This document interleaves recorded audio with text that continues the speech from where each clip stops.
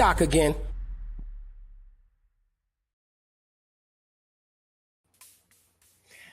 Yes, y'all. It is Tuesday night, and that means it's C-Doc again. I'm your host, C-Doc, producer, filmmaker, president of the Spit Slam record label group that is owned by the one and only Mr. Chuck D. I'm also the host of It's C-Doc Again on the Channel Zero YouTube page that you're watching right now. So there you go. I think that's introduction enough. Thanks for joining us as always. We got a great show tonight. Looking forward to speaking with our guests. And I have some co-hosts in the house that'll be here in a minute. Real quick though, some sobering news we got to get out the way. Unfortunately, rest in peace, Granddaddy IU. I'm not sure exactly what happened, but rest in peace, rest in beats. That's a shame, man. The legends keep falling. So sucks, but I got a special salute to him at the end of the show. Anyway, but I want to sorry, I'm thrown off a little bit.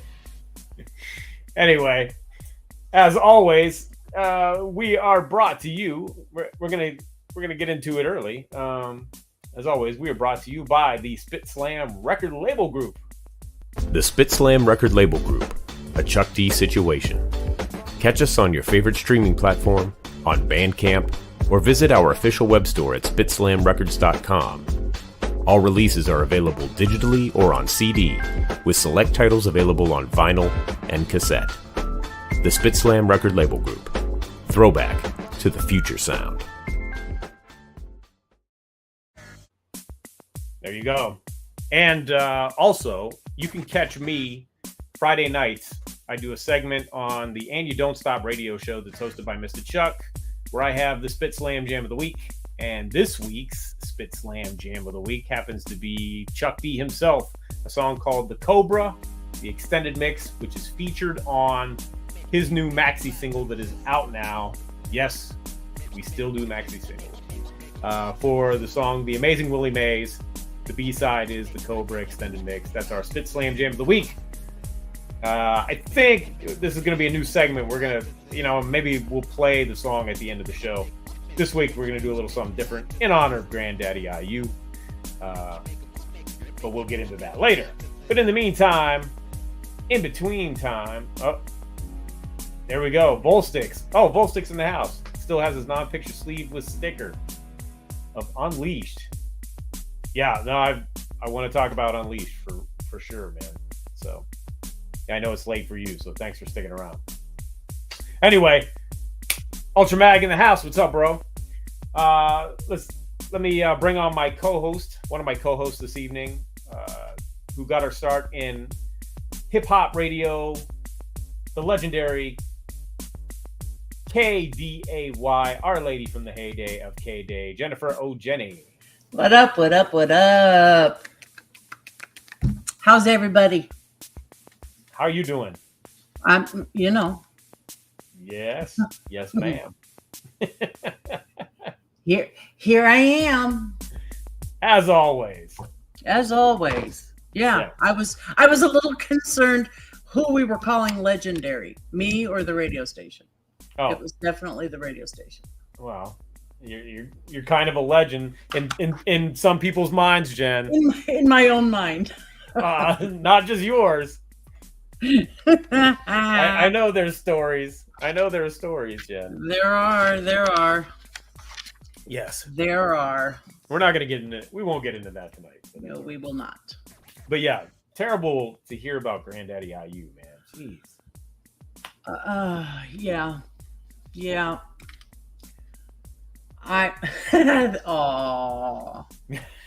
Ultra Mag. Ultra Mag. What's up, Volsticks? I know, really, another one. Yeah. Yep.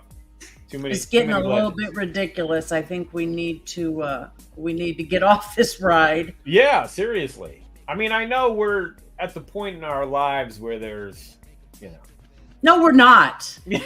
No, we are not. Absolutely not. Well, there you go. Jennifer said it. There you go. Then we're not. All right, never mind. I retract that statement. Totally retract that statement. This is not.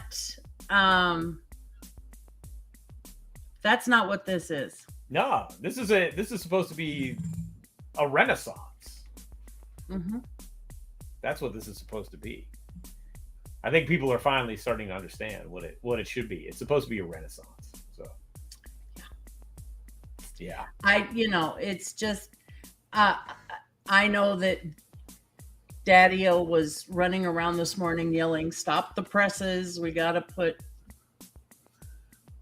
Granddaddy IU either in the video or something for fallen soldiers," because that's a tough one. Yep. Yeah. Chuck, I wish Chuck was here. Chuck told me it's such a great Granddaddy IU story. Hopefully we'll get him to tell it again sometime. He may have said it on the show. I think he mentioned it on the show once. But yeah, man, what a unique voice. Yeah, that's a rough one. Yep, he will be missed. Not like any of them aren't, but that's what I was just gonna say. Not like not taking away from anybody else. Yeah. But just out of nowhere. Yeah. Right, exactly. Dre. What up? Dre. What's happening? Yeah. Yeah. Moving on. Hey, real quick though, on a lighter note, a happier note, I got to give it because I'm sure he's not supposed to be on YouTube, but he goes and sneaks on and sometimes he watches the show. So shout out to my son, Davy J, who had his chorus concert tonight, and he had a solo doing Run, Run, Rudolph, and he absolutely killed it. Woo! So, place went Yay, nuts. Davy! Yeah. So shout out Davy J. Absolutely. Props to the kid for doing the damn thing. So. Mara says he killed it. I bet he did. Yeah, maybe when we have our Christmas episode coming up, I'll play. We'll make him do an encore. No, I recorded it, of course. So, thank you, Chrome. So Yay, good job. Yep. So that was great fun this evening, seeing my little man get down. That's always fun. Yeah, exactly. And he had fun too. You could tell he was up there doing his. I guess all the Elvis and Chuck Berry records paid off. Right. Never thought it. That's always fun. Yeah, never thought it would. It was annoying the shit out of me, but I guess it did. So, carry on. Chuck Berry I can deal with. Elvis not so much. No? Not an Elvis fan? Not an Elvis fan. No, never have. Never have been. So. Oh, see, I loved Elvis when I was a kid. Did you? Loved him. That was Fat Elvis too, wasn't it? No. I beg your pardon. No. We all remember Columbia House.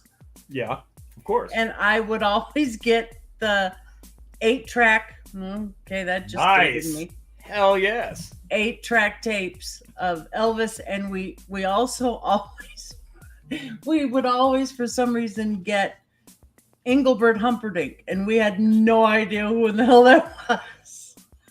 Oh, that's great. That's fantastic. I can remember my dad going through them and okay, Elvis, that's Jennifer, that's for you, and that's for Engelbert Humperdinck. Who in the heck is that? That was the freebie that nobody wanted. Right.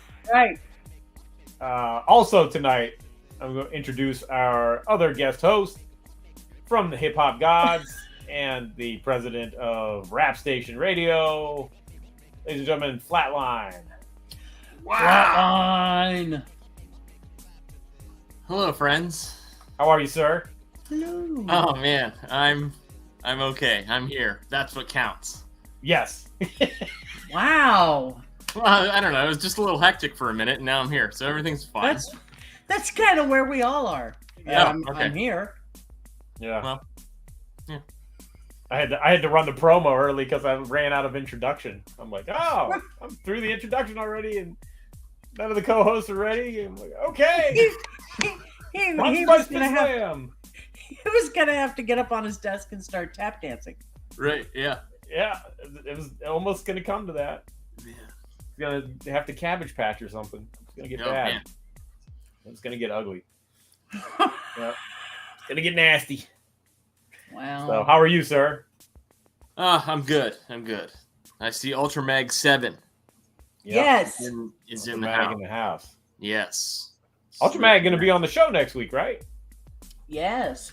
Yeah. That's gonna be dope. And his partner, bud. Yeah. Mhm. Overlord of Fresh. Can't wait to Overlord talk of to them. Fresh. It's gonna be fun. Yeah. Fun hip hop, exciting chat. episode. Extravaganza. We're gonna nerd out really bad because that's what we do. So if you Yeah, want, there's gonna be a lot of this. yeah, right, holding up stuff. Yeah. Well, thanks, Jen. At least you held up my album. That's cool. Hey, Thank you. Yeah. the lovely. Yeah, the book. You got one Yeah. of the 20 or however many there are. Hey, one of these days maybe you'll sign it. Yeah, of course. Of course. There you go. So, anyway, any news, Flatline, on the Hip Hop Gods radio front? Oh man, well the new show just premiered an hour ago, Excellent. and it's a damn fine one. Ah. You want me to run down all the new music that I'm playing this week? Yes, please. Absolutely. Okay, I'm gonna do that. Okay, so we have the new Inmate single. We have the new Black Medine featuring YouGod. We have new Kool G Rap. We have Nems and Ghostface Killah. We have Mount Westmore. We have Apathy featuring Pharoah Monch. We have Bun B and Static Selecta. We have Jay Royale featuring Havoc. We have new Pete Rock. We have Prozac Turner featuring Med and Mark Stretch. We have Crumb Snatcher featuring Tone Spliff. Aesop Rock and Blockhead featuring Lupe Fiasco. And King Gizzard and the Lizard Wizard remixed by DJ Shadow. Woo! That's a The lot of fact new that he music. could say all of that. That is a lot of new music. Holy hell! Props to you. Props to you for showcasing what most won't. Thank you. It's a pleasure to showcase. It's Hell yeah, man. it's every week I think, I'm gonna need to play some some classic joints or whatever to fill the time, and it is these are the type of shows where I'm like, oh man, like to be able to fill up almost an hour with all new music. Yeah, that's a sign of classic artists still doing it. So Yep, that's fantastic. Let's Yeah. keep it up. Like I said, Yeah, it's the it's- Renaissance. The Renaissance. Yep. Flatline, The tell way- everybody where they can hear your show. Well, it's on it's on Rap Station on the Rap Station app, and then also on my Mixcloud page, which is I should know that. What is it? Mixcloud.com/hiphopgodsradio. There you go. All right. I think we have a banner, don't we? Yeah, we do. Oh yeah, here the RSTV app. There you go. There it is. Yep. Yep. See, we're so classy and upscale. I Have our own know. I'm banners. still getting used to the banners. So anyway, so yes, we are waiting for our guest. Mm-hmm. Okay. As soon as he shows up, we'll get rolling. But in the meantime, in between time, because I want to talk to him about a lot. There's a lot I want to talk about because that was in 91 when his debut dropped. That was an album that was in rotation a lot. Mm-hmm. You know, for me, anyway.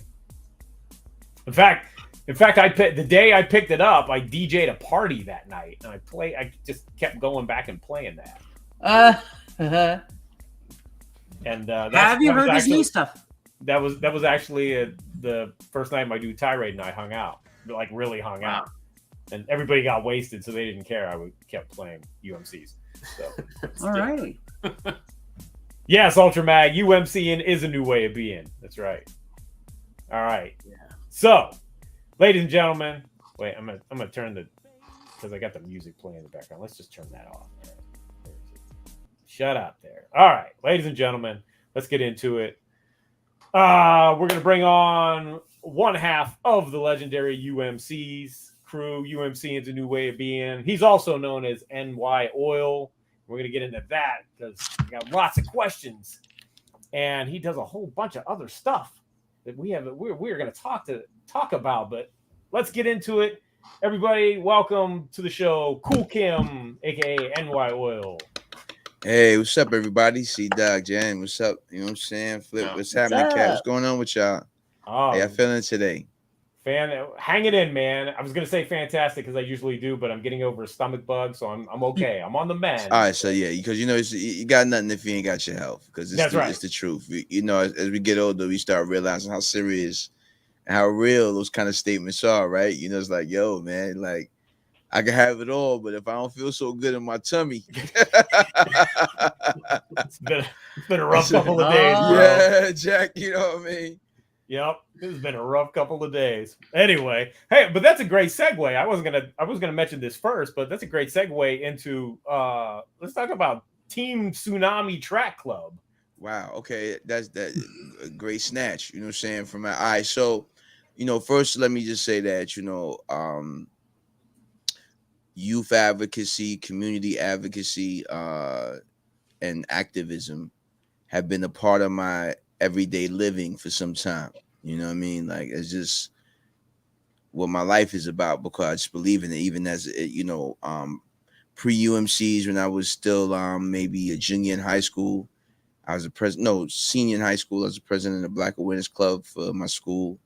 And just, you know, just being community active and engaged has just always been a part of my DNA. You know, I don't know from whence it comes or whatever, but just this need to speak out and, you know, speak to things like that. So the natural progression of activism should be, you know, advocacy and actual activities, things that really actually provide action items for people. Yeah. Not just, you know, like it's cool to boycott, but then there's, you know, we got to do some boycott and we got to do some support cot. We got to do some rally around the community that's supporting what we believe in cot. You know what I mean? And so we understand that in our communities, and our response to that is to create programs or opportunities that really are based around extending one's own parenting to the community. So, you know, for my wife and I, you know, opening a track team, starting a track team, Team Tsunami Track Club, with starting with our kids, 2 of our kids and 1 of their friends, and then expanding to over 40 kids, was not, it just was a natural thing for us to do because we just understand the value of it. And, you know, I was fortunate that my wife was not, you know, somebody that wasn't in sync with that either, because, you know, there's still, you know, you guys still navigate that as a couple, because you know, you can't do but so much giving. You be the superhero of the town, you know, eventually that wears thin on your home life, because there's still a family at home that needs you to save them. And so I was fortunate my wife was in sync with me enough, but, you know, doing things like that even had toll on my kids and stuff like that. To this day, I see how it negatively impacted them trying to do good stuff in the community. You know what I mean? But, you know, just for the viewers are like, wow, that was a heavy answer. I still don't know what Team Tsunami Track is. Team Tsunami Track is a track team that my wife started, you know, and as a dutiful husband, I supported as the calisthenics coordinator. And I've never been much of a track person or a distance runner, but I started to develop the skill set as a result of being the calisthenics coach. And, you know, I lost a lot of weight. I remember dropping the whole like 2 pant sizes. I was so excited. I was able to change my pants in the car. I ain't know how to act, you know what I'm saying? And you know, that's what we did, you know what I mean? And also, of course, you know, like I said, it rose to about 40 kids. It was a beautiful thing, though I had a tragic end. Oh.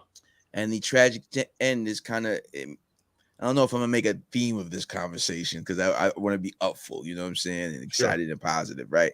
But I do want to speak to the notion that we had to stop Team Tsunami Track Club because of the financial impact that it had on us and the lack of support that we experienced. You know, oftentimes, you know, the people that mean the most good seem to get the least amount of support. Yeah. From the very communities they're trying to help. Yeah. You know what I'm saying? And to the extent that it almost becomes adversarial and people conduct business with the kind person or the advocate as if that person is supposed to do that and that work is automatically supported by the higher up, like whatever that is. You know what I'm saying? Like, oh, God got it. Oh, God got this. Like, oh, you know, God got me, but you know what I'm saying? You get to pray when you need somebody to come through to help you. On my end, it's all good. You get to cry in somebody's arms and get support and funding and all of that. Me, I just struggled through it. And you know, that's how it was for us. And that was difficult. And it was hard to watch the community not engage to the extent that we would have liked them to. But I think also there's something to be said for help taking so long to arrive that you kind of mad at help for taking so long to get there. You know what I mean? Yeah. So.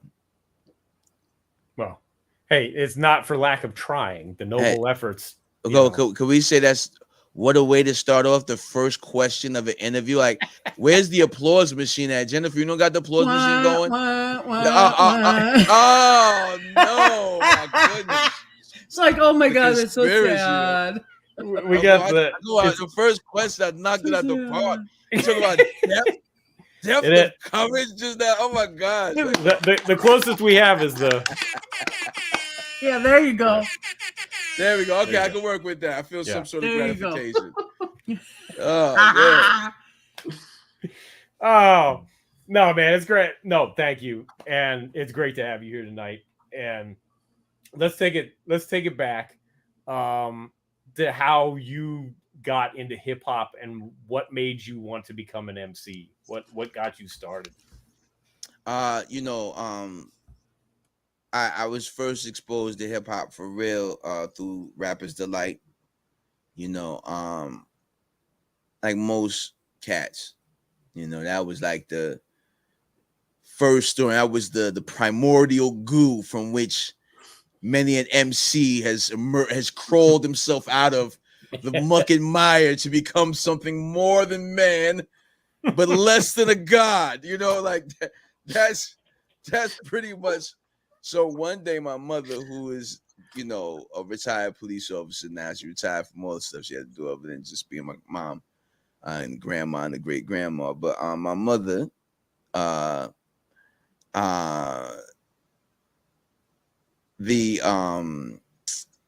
she comes home one day with a Xerox. No, excuse me, not Xerox.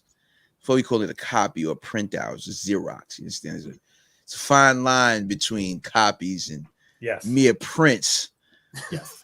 The vintage Xerox, you understand? Yes. The proper crease down the center and 2 across the sides because they've been folded ever so delicately in somebody's warm pocket. Yes. The beautiful rustic accents of the little dirt marks that in each corner as you open it up. Yeah. So when you open up, there's just a little bit of that okay. Yeah. And surely I open up the sacred scroll of Rapper's Delight.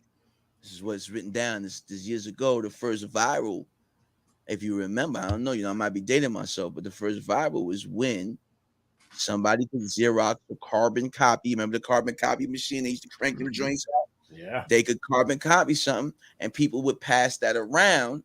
And that was the first real, like, socially viral phenomenon that I could recall in my lifetime. And that's how I was exposed to Rapper's Delight, via radio and through this medium. So I was able to see the lyrics first. It's very important because, you know, when we talk about hip hop and we talk, you know, and specifically about MC, all right, what they're greatly lacks, and I'm going to shout Mickey Fax for being somebody that is doing something that is helping to combat what I'm about to express, which is what it lacks is the academic acknowledgement for the genius level skill set that is spawned from being both an MC, a DJ, you know, the technical innovation, how we sit at the forefront in music technology and innovation and resourcefulness. New technology has been created based on that resourcefulness. I think a lack of focus on the academic value to what is being created when we talk about hip hop to any capacity, right? And any five of those elements is sorely lacking. Yes. And the reason I point to this is because my first real encounter with hip hop, right, is not only in its entertainment medium, but I'm also receiving it in text form, which provides unwittingly for me an academic basis for understanding rhyme structure.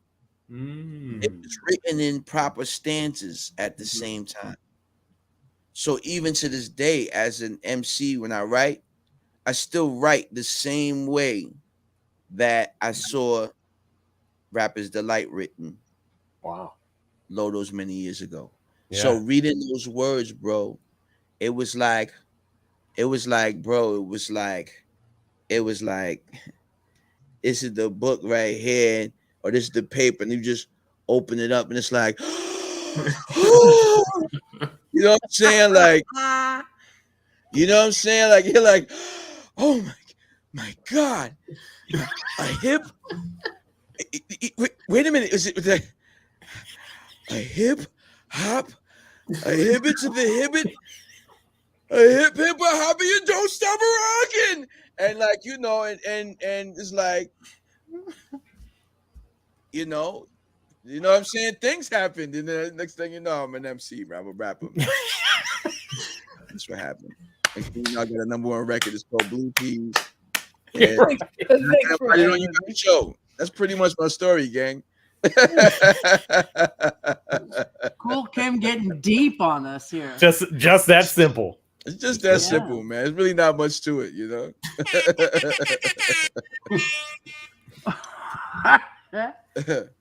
Oh, that's fantastic. So how did you meet Haas G, and how did the UMCs come together? You know, I'm 16 years old, and at that time in New York, they had what was called summer youth program. You know, so you get you working papers, you get you some youth job. You know, so by the time September came around, you had your own school clothes money. So all that stuff that your mother wasn't really trying to give for you, then we get it yourself. You understand? So I got a job at the Statue of Liberty. I mean, it's another side note. I got a bunch of them. You know what I'm saying? I'm older now, so you know when you get older, stories are different now. Now they're like, you know, everything's a story. Right. Like, you know. So I did like the peanut butter jelly sandwich, where I really enjoyed the peanut butter jelly sandwich. But let me tell you something about jelly, because there was one time I had a sandwich, and the jelly tasted more like the jelly in jelly donuts than jelly from jelly sandwiches. Oh my God. So this is actually a true story that I'm actually telling you. So that's what's funny about that, really. That's is actually true. Like I actually had a jelly sandwich, like jelly donut, which I have been trying to find that jelly ever since. I digress. You know, so they had the whole summer youth program. Now, I'm bad with names, so I'm gonna forget this woman's name right now, but I think it's gonna come to me. But there's a woman, a black woman who she was in charge of the summer youth program, and I can honestly say that woman have been a staple in my employment life for almost the entirety of my working career until I until I left New York. Yeah, this woman helped us, helped me get my first little summer gig as a kid. She worked at the unemployment office. She actually lived in my building. Oh God, I wish I could remember her name because she probably passed, and I would love to say her name to honor how important that work was.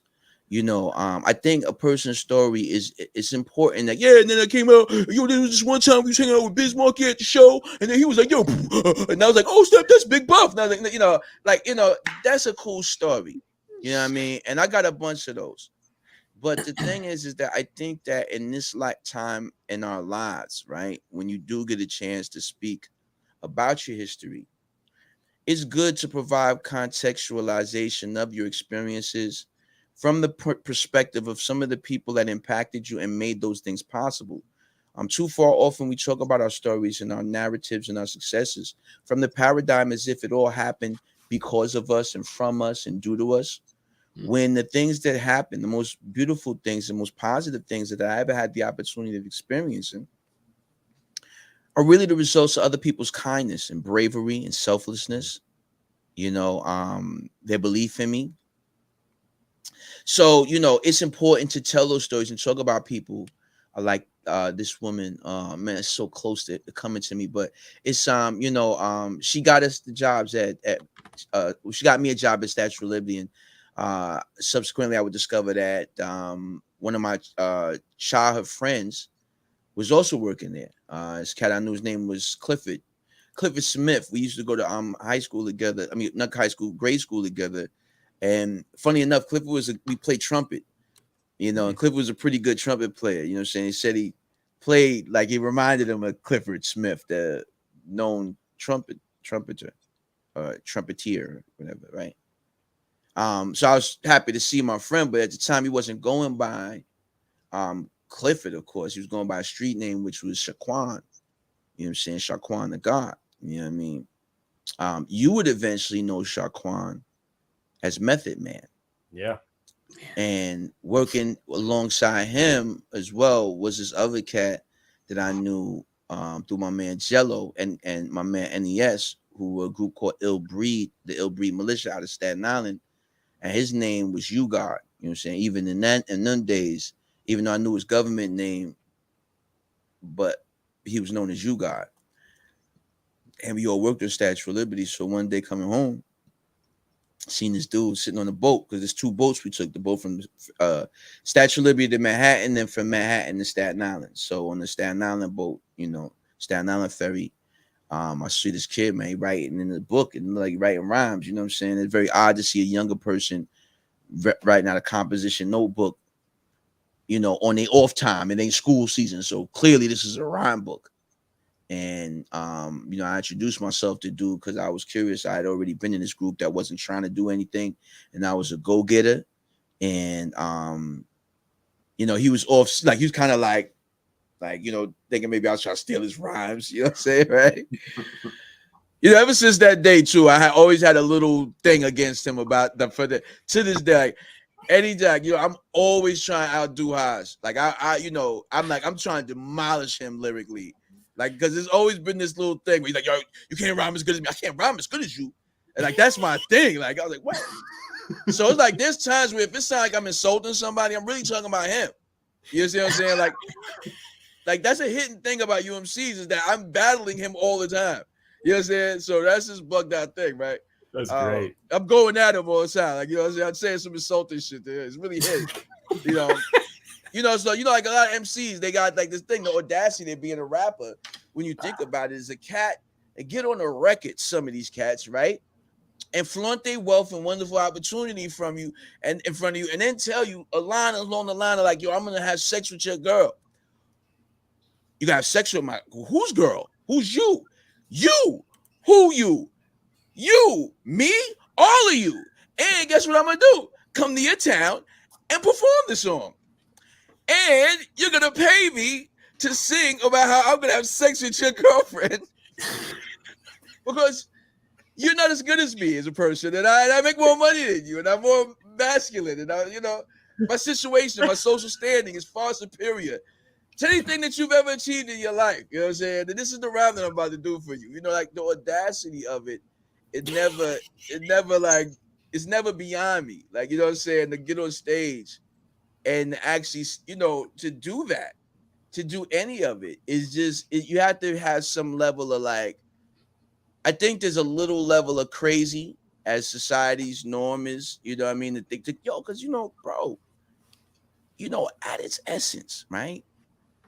Just kind of skipping through the story of who we are, right? Blue Cheese, right? Which was initially produced by RNS, which we know is the person who is like the father of the Wu-Tang sound, that hip hop sound that's from Staten Island, that so many people then emulated after because they heard it from Wu and RZA and all of them. But they all sat at RNS's feet because RNS was the most advanced of all of us, of the people who had equipment and them times, because that was not, remember, it's not like now where you can get all these VSTs, audio plugins, and Right. freaking, DAWs. You drop Fruity Loops together. You can produce an album. It may be a little rinky dink, for an audio file, but if you are diligent enough, wouldn't the average consumer would not know one from the other? That's not how it was in those days. In those days, they were legitimate. No, not legitimate, but they're quite contrary. They weren't legitimate, but there were so many embedded gateways, from financial stop, things that became difficult financially, accessibility, the learning curve, that the technical components and stuff. You're going in the studios where you have no skill set, you have no knowledge. You might have been working on this rinky-dink little oink joint they used to have, that was like this little joint. You had to spin the record. You had that 70 thing, whatever 70. The high, remember it was 78. Like, yeah, you could go all the way that fast one. Yep. Then you spin it on that fast as you can, because it had maybe like 5 seconds worth of sample time. Yeah. You know what I'm saying? And you had to try to get all of that. And so now, but mind you, in that speeding up, is what's happening is that it's causing a differential in the way that the sample was being processed. One, because there's a slow decay in the revolutions that are spinning after you've manually spun it, right? So a lot of people not really thinking about this, but in a lot of hip hop, initially, a lot of hip hop sounded the way we would think. Now a lot of it dragged, because you would have that very unique phenomenon occurring in the music. Yep. You know what I'm saying? But again, that is just, it goes back to me talking about the brilliance and the innovative component of it. But when I think about that, this is what we were doing, and then I make it right and right. We wrote Blue Cheese. We wrote Blue Cheese over the phone. Wow. You see what I'm saying? And when we heard the beat, it was like, yo, this beat is so dope. This is what I said to Haas verbatim. And this is now, I'm 19 years old. All right. Now think of what passes for 19 now, right? And think of the mindset at 19 years old of being like, yo, I just read somewhere that the average comprehension level of your average radio listener is the 4th grade reading level. So there's no point in putting all these heavy duty words together here. Matter of fact, we could call this song Blue Cheese and it'll win. Yeah, let's call it Blue Cheese. Spin 360 degrees for Blue Cheese. Yeah, man. Yeah. So can you imagine a song that you wrote, on the phone while you and your boy got a tape? Both of you got a tape at the house, because it sound like crap over the phone, right? Yep. And you write this song and you whimsically call it Blue Cheese, and it's evidence my regard for not it wasn't a disrespect thing. This was the kind of egghead mentality I had, that I was gonna take this big chance that I'm getting, right? and have this social experiment go on somewhere in there embedded, right? But I think that this is the insane genius that's embedded in the kids that are doing this music. And we really have to like really step back and really like engage this from that perspective so that we can see the culture be it mean more, like, what I'm saying, to have more value. Because you think about it, if the turntable industry, like the turntables are not turntables without hip hop, without Grandmaster Flash and Kool Herc and Grand Wizard Theodore and all these great men that and females that women that pioneered turntablism as we know it today. But at a time when you're dealing with belt drive turntables that what we the ease by which it's like having like damn near what we got today is damn near bionics or cybernetics or freaking comparative to what dudes is working off of, like, just straight up old stereos. They used to do the little thing. Remember when they used to have the arm and used to do it by itself and drop down on the, what I'm saying? And then they had the little tube in the middle and the 33s be up there and then they just drop down. You be like, yo, that was like wizardry years ago, to watch something like that happen, right? But look at what we created. Up to the headphones I'm wearing right now, and much of the technological innovations we have fostered.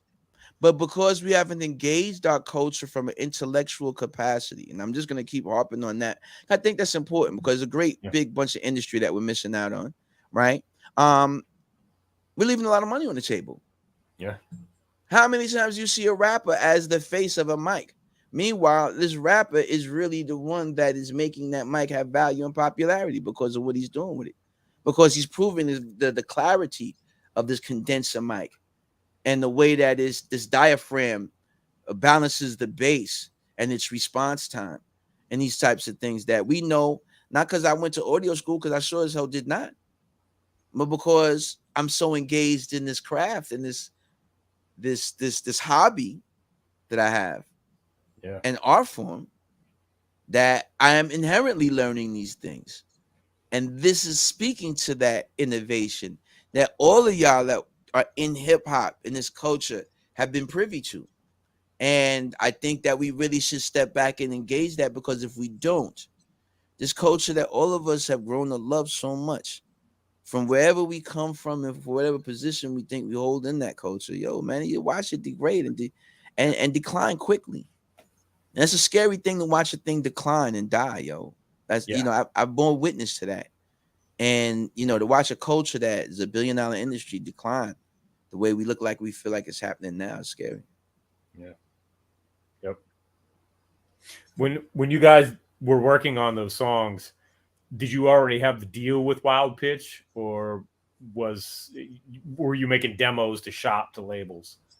Yeah, back then you had put together a 3-song demo with and they had to be hits. Like, these are my 3 hits. Like, we coming out guns a blazing. When those 7 songs needed, none of that. Yeah. 3 joints. Let me see what you got. And then you would buy a cassette tape. Was it live or was it Memorex? You know what I'm saying? Pop out the tabs.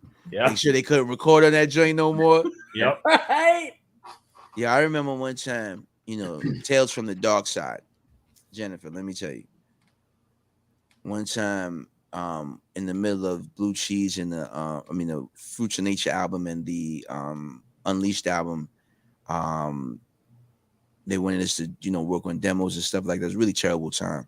But yeah, I remember one time they just was like, why don't you just grab a box of tapes out of there? A bunch of tapes out of there. And it was just a big giant box, maybe about knee high of demos, people's demos. You know what I'm saying? And it was like, wow, because these are people's hopes and dreams.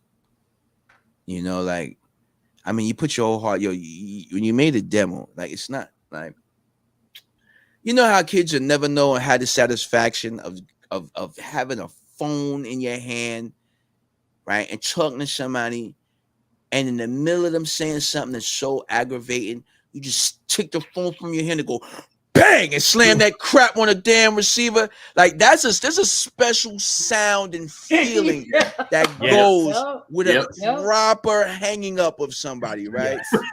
You can't do it anymore. Yeah, there's certain manual analog things and feelings that you can never have. Yes, without having with this much technology, it's just not there. It is this. It is the sound and the motion and the contact. Yo,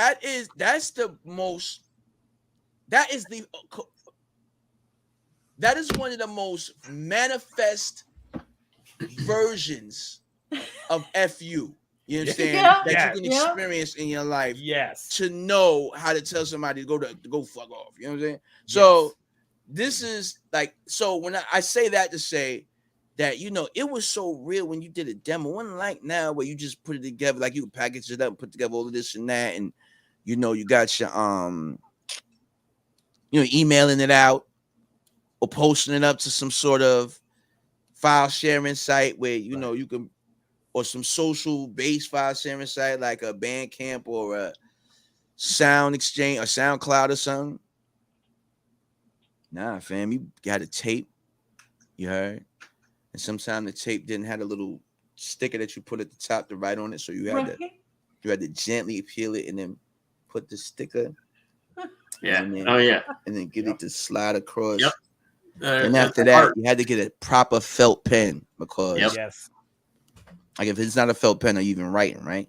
Because if it's a ballpoint pen, it's gonna look like shit. So a felt pen to give you just enough of that little dad that, you know, made your penmanship. You had to, because Haas would usually write, because he had like this very beautiful penmanship, like it's just very, very ornate, you know. So he's right, UMCs, you know, just the latest joint, and you put that joint in the mail, man. Yo, you'll put your music in the mail, son, like the mailman, like, you know, like, hey, mailman, hey, here's my letter. And dude, take it, man. You give it to them. Yo, you go down to the post office, right? And you put a certified letter, you know, the green joints that they get a little green you get a little certified letter joint. You would fill it out because you wanted to make sure that that person got that demo. Okay. That was your assurance that it was received. And once you received it, again, remember, this is not in the days of people having cell phones and 24-hour access like that. This was the day of, it's a wonder how anything got done. Because, when I think about it right now, like right when I'm about to say, like, you did everything from payphones. You remember when, like, if you were in the street, like, all right, cool. I called up to set an appointment. Hey, did you get the demo? Yeah. All right, I want you to come out of the office.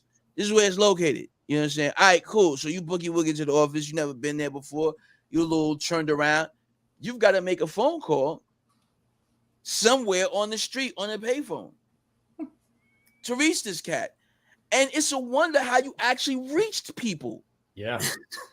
Right. Because, in this day, now this is before call forwarding and two-way calls. Yeah. Yep. So remember when you used to hear like you never hear that no more. No. But you remember when somebody's phone was busy? Like, yo, son's phone is busy. I gotta wait. I gotta wait and call back. Yeah. And then if this is a busy person, you got to time, like you're timing when your senses tell you that this person might have concluded the conversation that they're currently on. Like you could have a sense, like this is how serious it was, like how primal it was almost. And but that, for those, like that was some of the and then aside from that, there was this very, very huge component of actually performing places. Like that was another way to get discovered or recognized. You went out and you performed. Yeah. You didn't just was like just chilling. Like, yo, I'm just that guy that's chilling. And or I could create a whole fan base, a whole unit sitting in my drawers. I got, like, right now I'm doing this interview. I got a snazzy shirt on and a super cool hat by my dude Buku One. This is Local 740, my wife's union. But the reason I got my wife's union shirt on, because I couldn't find a decent outfit. I'm not even wearing a bottom right now. Like I'm in my drawers from the bottom down. Like Wait, I got Sharing, on drawers, Timberlands, and I'm not even wearing socks. Nah, deserves this. I'm not messing around. Because I had a friend of mine do that. Like, I had a friend of mine do that on a live one time, like straight up down. Like, he actually did that and got up, and we seen it. I was like, wow, son, like, how did you on the IG live? I'm not gonna speak on who it is because he already barely talking to me now because I laughed. So I'm not gonna, conjure it up. But suffice to say, I've seen that happen. So I'm not doing that right now. Yo, straight. But but we came from a time we had to get out on the street and do what you couldn't. Like right now, you can actually become a smash hit and never leave your house. Right, right. Yep. I mean, it ain't no easy task. Right. Like, it ain't like some anybody. Yeah, but yeah. Or you could, and 15 minutes of fame hit entirely different now. Mm-hmm. Yep. Hey, yo, Flatline. Yes, sir. I'm sorry, Flatline. I'm gonna just say this right now. I've been here on this show for some time now. Jennifer has engaged me. C-Doc has engaged me. But you have just quietly sat in the corner, man. I'm just watching you, bro. Shit. I haven't said anything, man. I'm That's just it's always an indicator when there's always that one guy that's just quietly there. No, sir. Wait, come on, speak up, fella. Let's go. Man. I am very pleased that you continue to record music, and I am very pleased to play it on my show. Yes. And I am anxious to hear more, and I would like to know if you're working on possibly a solo album. That last part sounds very Jake Palumbo-ish. You know exactly what I'm talking about, don't you? Yeah. You do? Okay. That's how it very sounds like. I'm curious to know. Jake Palumbo would get on IG and tell a story and sound like, like he really should be sitting there with like a banjo and a straw just hanging out his mouth. Like, you know what I mean? He's a dope producer, you know what I'm saying? Pretty awesome MC too, but he is a piece of work when he gets on. Well, if you really liked, me and my wife were watching the television and we were listening to some phonographs. And sure enough, I was like, but I don't watch the whole thing because he always gives some great information. But it just sounds like, it just sounds like he's just gonna go like sports car. Anyway, what's a sports car? Yeah, like it's just very like old timey. Like I expect vaudevillian is how he's. Yeah, that's the word I'm looking for. He's like, very vaudevillian with Jake Palumbo getting this thing on IG, man. But I enjoy his content. What was the question again, Flatline? I've totally forgotten. Are you doing maybe the question's not important. Are you working on whatever solo? the answer is the answer to whatever. Yes. New music. He's jumping ahead, but new music. Oh, well, well, one of the things is, years ago we told y'all UMCing is a new way of being, and we meant that. At least I did. I know that much. You know what I'm saying? I meant that a little more than maybe I should have. To the extent of obsession. That now I'm 51 years old and I still can't stop rhyming. You know what I mean? Like I can't let it go. That's okay though. That's it is okay. And I'm actually on a crusade to make that point. Part of what I'm doing is because actually I need to make that point for it to be acceptable. So hence I have to be on a crusade. I'd rather not be on any crusade. I just want to make some beats and rhyme and just be enjoyed because I'm nice with mine.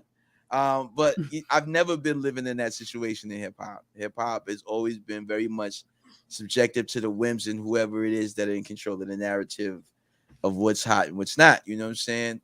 But that notwithstanding, with technology being what it is, and then of course, very real climate and the reality of things like the pandemic and all those things are kind of sitting people down, and kind of changing, creating this place where everything is in upheaval. So resourceful people have an opportunity of them all of a sudden these amazing success stories of these amazing pioneers who, persevered through great upheaval and change are told.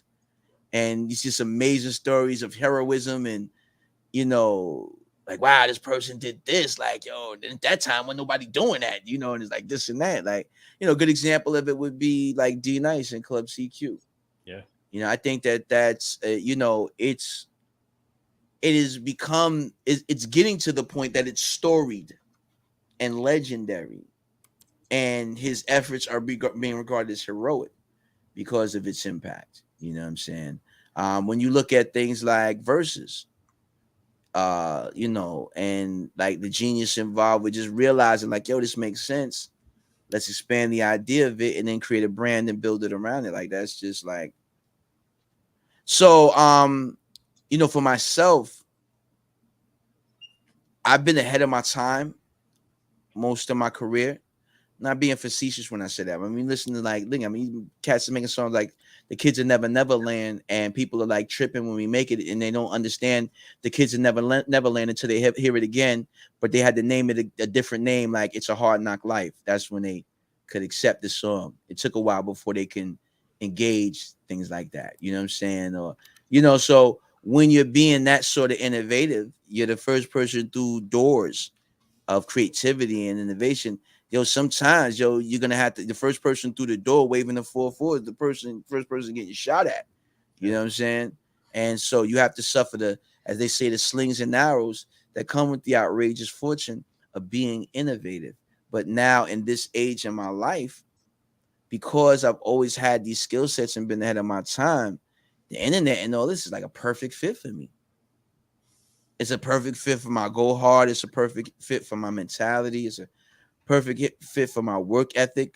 You know, so I can be as creative as I want. I'm not limited by the gatekeepers anymore. So no one can say, oh, no, we're not going to let the world hear your song because I think that it's not dope. It's like, no, I think that it's dope. I'm going to put it out to the world. And if it's dope, they'll bang with it. Yeah. And they'll gravitate to what I'm doing. And the people that matter will find me. And that's what I've been proving, man. So I started with this thing called Collab Lab on Instagram. And I was able to do some awesome collabs with cats like Master Ace and Cy Martial Law and Freedom Williams and, you know, just a bevy of other cats. I'm forgetting serious names, but, you know, just off the head right now, you know what I'm saying? And Mikey D and, you know, just a bunch of cats, right? And I'm going to be actually resuming that, God willing, maybe mid next year. But I'm going to be doing some traveling with it. But then somewhere in the middle of doing the Collab Lab, you know, there's a lot of moving parts to it. And I didn't have the machinery behind me in terms of support to help make those moving parts move. So I was like, you know, doing these little 1-minute clips, like sort of like duets, what they would call it on TikTok, and then Instagram they call it remixing. But you know, basically when somebody does a beat or something on Instagram, then I would, you know, rhyme to that beat. But unlike how everybody else does it, you know, I download the beat, I record a real verse, you know, on my mic, and I mix it down and master it and the whole thing. Then I'll shoot a video for it that same day. You know what I'm saying? Now, mind you, it's 6 o'clock in the morning. I wake up, I peruse the internet, find a joint that I like on somebody's Instagram I think is cool. Like I said, write the rhyme, record the rhyme, mix it, master it, you know what I'm saying, import it over so that I can create a video. Then I shoot and edit video using my cellular phone. I mean, I could use my you know, my DSLRs, but that's just too much. That's too much moving parts. And I could just I'm getting 4K right. off you know, Samsung, you know, S20 Ultra, whatever. You know what I mean? It's like, you know, what are you doing? Put some moment lenses on there so I get some nice effects or whatever. You know what I'm saying? And shoot a video. My favorite joint that you did was with Sir Mix-a-Lot. That still to this day blows my mind. That joint there, man, crazy. That is the prototype for all of the ones I did afterwards, bro. Mm-hmm. Because that was the first real one that I did, right? Because I was still like trying to like, I was playing with this whole perception as reality thing. So it was like, yo, you know, someone had sent me this beat, but it wasn't so great. But something about the beat had me going, like I'm literally doing that, just like, or some Sir Mix-a-Lot vibes. I was like, yo, what's up with Sir Mix-a-Lot? What do I happen with that cat? You know what I'm saying? Like, you know, a lot of rappers that we might have teased years ago, if you was like from New York cats was real aloof about who is like how to write the rhyme and stuff like that, right?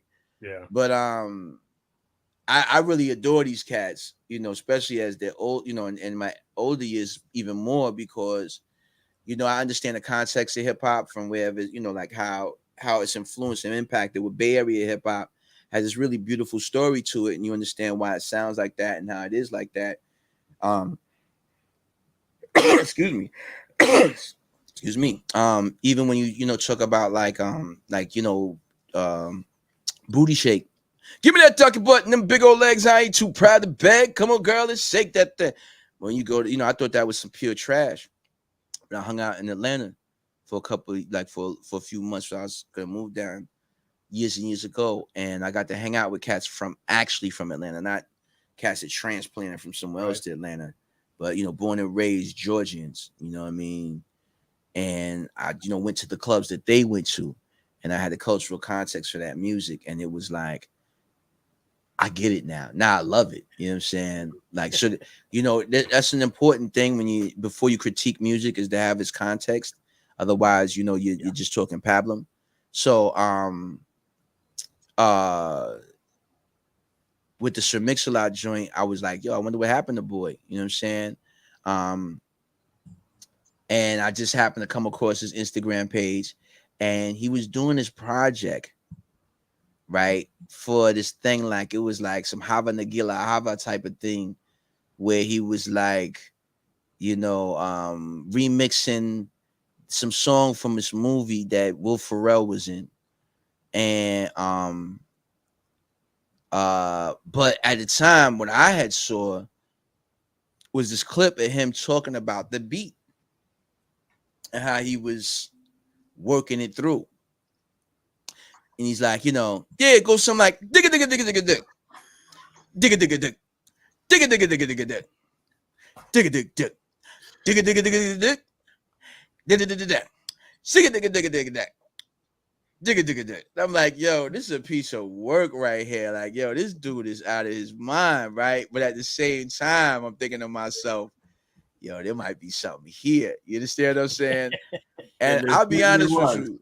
Yeah, and I'm the type of cat that I'm, as much as I like, you know, I like boom bap hip hop, I do enjoy, you know, just off-brand stuff, things that are really like, yo, this is different sounding, this is a different experience. Yo, I ain't never heard that. Like, yo, you know, challenge myself to see if I could, you know, rhyme to the beat effectively. You know, all of those types of things are like special to me. So I was like, yo, you know, can I do this? And then my subconscious was like, hold my beer. I could do that. This is light work, Jack. You kidding me? Like, what? You do this. This is light work. And yo, man, sure enough, let me see. As you know, I'm stalling out the story because I'm actually pulling up the track right now as we're talking. You know what I'm saying? Because the joint is, let me see. Because the thing is that it's like a classroom on lyricism. You know what I mean? I gotta say, that joint is a classroom on like lyricism and really just, you know, flow and being in the zone and being in the vibe. You know what I'm saying? And that was really what that was, man. A real proud moment for me because I was like, yo, you know. And then what was crazy about it is Sir Mix-a-Lot didn't even know I was doing it. All right. Yeah. So I posted up, right, and you know, it does what it does. I'm hoping that he going, you know, see it and respond to it, blah, blah, blah, blah. You know, nothing. My wife is like, yeah, don't worry about it. Just go keep doing what you're doing. You know what I'm saying? And, you know, what'll come of it, you know what I'm saying? And, you know, just let it rock. So I was like, all right, cool. You know, that's what I will do. And, yo, sure enough, one day, yo, I'm doing my thing. And, yo, I get a phone call. Guess who it is? Sir Mix-a-Lot. Word up. And me and him, we talked on the phone for like hours, yo. We're like best friends now and shit. Like, it's like crazy. You know what I'm saying? Like, he was always good for that. You know what I'm saying? And you know, and I mean, don't get it twisted. It was not a one-sided thing because I was wrapping them up. Like, yes, you know what I'm saying? because I studied the craft, and so I enjoy what I saw. Yo, it's funny enough, I cannot find the original joint right now, but long story short, I was like, yo, I'm into what he did, you know what I'm saying, and so I was just very cognizant of it, and I was able to talk to him about his lyricism, about what he did as an artist, but that whole thing that he did, that whole digga digga digga digga digga digga digga digga. I was just like, I get it. Let me get a little bit of that. Mm-hmm. The joint sound fat. You know what I'm saying? Let me get a little bit of that. You go in the butt with the yak in the back. Everybody want to party? What? Do your body? Because it's yak in the back. You know what I'm saying? Back in the tech in the lack. You know what I'm saying? Roll like that. It was just, but I was able to catch it. It was just, so everybody was like blown away by that. Like, yo, like I had just like I just, what? What was that? Yeah. And that was the beginning of like this resurgence for me. That's super dope. And then I did this one with this cat named C. King, who's a comedian that does this amazing Denzel Washington impersonation.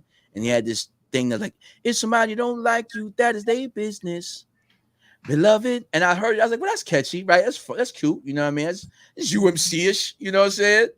And so I said, I just did a little quick little doodad to it, not quite. Let me bring the light, the fight, the right, what's wrong, despite someone do you wrong, then it's on that night. You know what I'm saying? Just giving it a little razz, just being silly.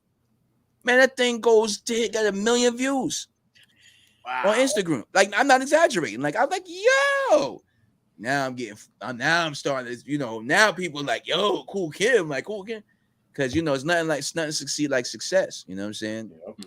And I was like, yo, now I'm gonna strike. I got a chance to strike while iron's hot.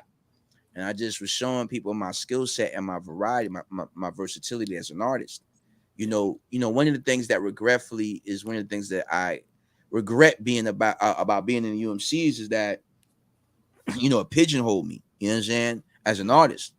And so it's like, I didn't want to be just that one type of like, I can only rhyme this. I didn't want to be that kind of dude. I wanted to do all kind of stuff, you know what I'm saying? I wanted to have artistic freedom to do anything, you know what I mean? And so, I wanted to show people that in this time, like, yo, before my days are done, I want to, show people what I was capable of on this planet, you know what I'm saying? And so that's what I get to do when I do these 1 minute takedowns, which is like, this big to do. So I start a new season of 1 minute takedowns in mid-January, and it's going to be awesome, mad fun, you know what I mean? Yeah. And the 1 minute takedowns evolved into me dropping my first single, which was called My Condolences, which I dropped in August. And then I just dropped a single on the 8th of November called The Uprise, and with my brother Ja Eyewitness. And I'm working on actually a new single with Haas, a UMC single. And then it joined is I may give y'all a sneak peek at it. You know what I'm saying? I think I could play it over this thing. So if y'all want to hear it, I maybe that's cool. Yeah. Look at these two. Yeah. They start right up. Yeah. They said there's like, yeah. I knew there was some reason that we suffered through all this rambling that you did. The potential and possibility to hear some new music. So yeah, if you like to do that, that would be nice, Kim. Like, I was like, okay, yeah, sure. Why not? I'm sure I can accommodate at least that, right? Suffered my old man stories. Like, yo, there was a point when I realized that the switch had got turned, that I went from just ordinary conversation to old man stories. Well, like, oh snap, I've now breached the old man waters. Like, I just lean into it now. Like, I just, and by the next time y'all interview me, I will definitely have like a a corn cob pipe. Oh no. The old ones that like Winston Churchill joints, like the old joints that go down, look like a damn or like a saxophone. And you put the fight, you hit the joint, like you look like you're talking about my people now. Yeah, like you're like, bro, you're making my job easy. I got no complaints, man. I got no complaints. This makes my job so easy. It's like, yo, all you gotta do is just bring him on the show. You ain't gotta say that. Yeah, exactly. He'll just go. It's beautiful. I love this. I love this stuff. Just let him know when the show is over. That's what he's hit. That is good, yo. Kim, the show's over. Oh, is it? Okay. All right. Good night, everyone. That's right, Wisdom Beats. Definitely embrace the old man stories because Yeah. the fact that you got the old man stories, that's the beautiful thing. Mm-hmm. Yeah, man. You know, and speaking of, you know, the blessing of having old man stories to share and being able to share them, you know, of course, let's take a moment, if you haven't already, and take a moment of silence for our hip hop brother, Granddaddy IU, who unfortunately passed at the age of 54 years old. Reports of his death have been inconclusive, though rumor has it that he's passed in his sleep after enduring through possibly a sickness that was privately kept. Wow. But that, of course, is conjecture, has not been confirmed. Right. But that's just the word I got through the grapevine. But that not understanding how he passed is not as important as the legacy that he leaves behind. Yes. And the work that he was consistently doing is both an MC, a producer, a writer, a podcast host, showcasing music and, you know, the what's and giving flowers, having been an amazing influence, one of the few MCs who were successful with a baritone, you know, esque voice, and one of the few MCs that was able to make smooth style of hip hop. Yeah. Cool dude, down to earth cat. I had the great pleasure of talking to him, maybe for the second time or the first time 2 weeks ago, when I was invited to be a guest at the Producers Corner. Wow. And we just had some real fun, you know, back and forth. And you see how I am, like, you know, I enjoy, you know, good little joke and laughing around. And we had some good jokes. So, you know, one of the things that I said, you know, as a fan of that, his first song that I know, which was the Something New from the Granddaddy IU, I used to always get a kick out of the girl that sang the song because she was so off key. It was amazing. But the conviction in which she sang it was just like, there's only been one other person that achieved that level of I don't give a, you know what I'm saying?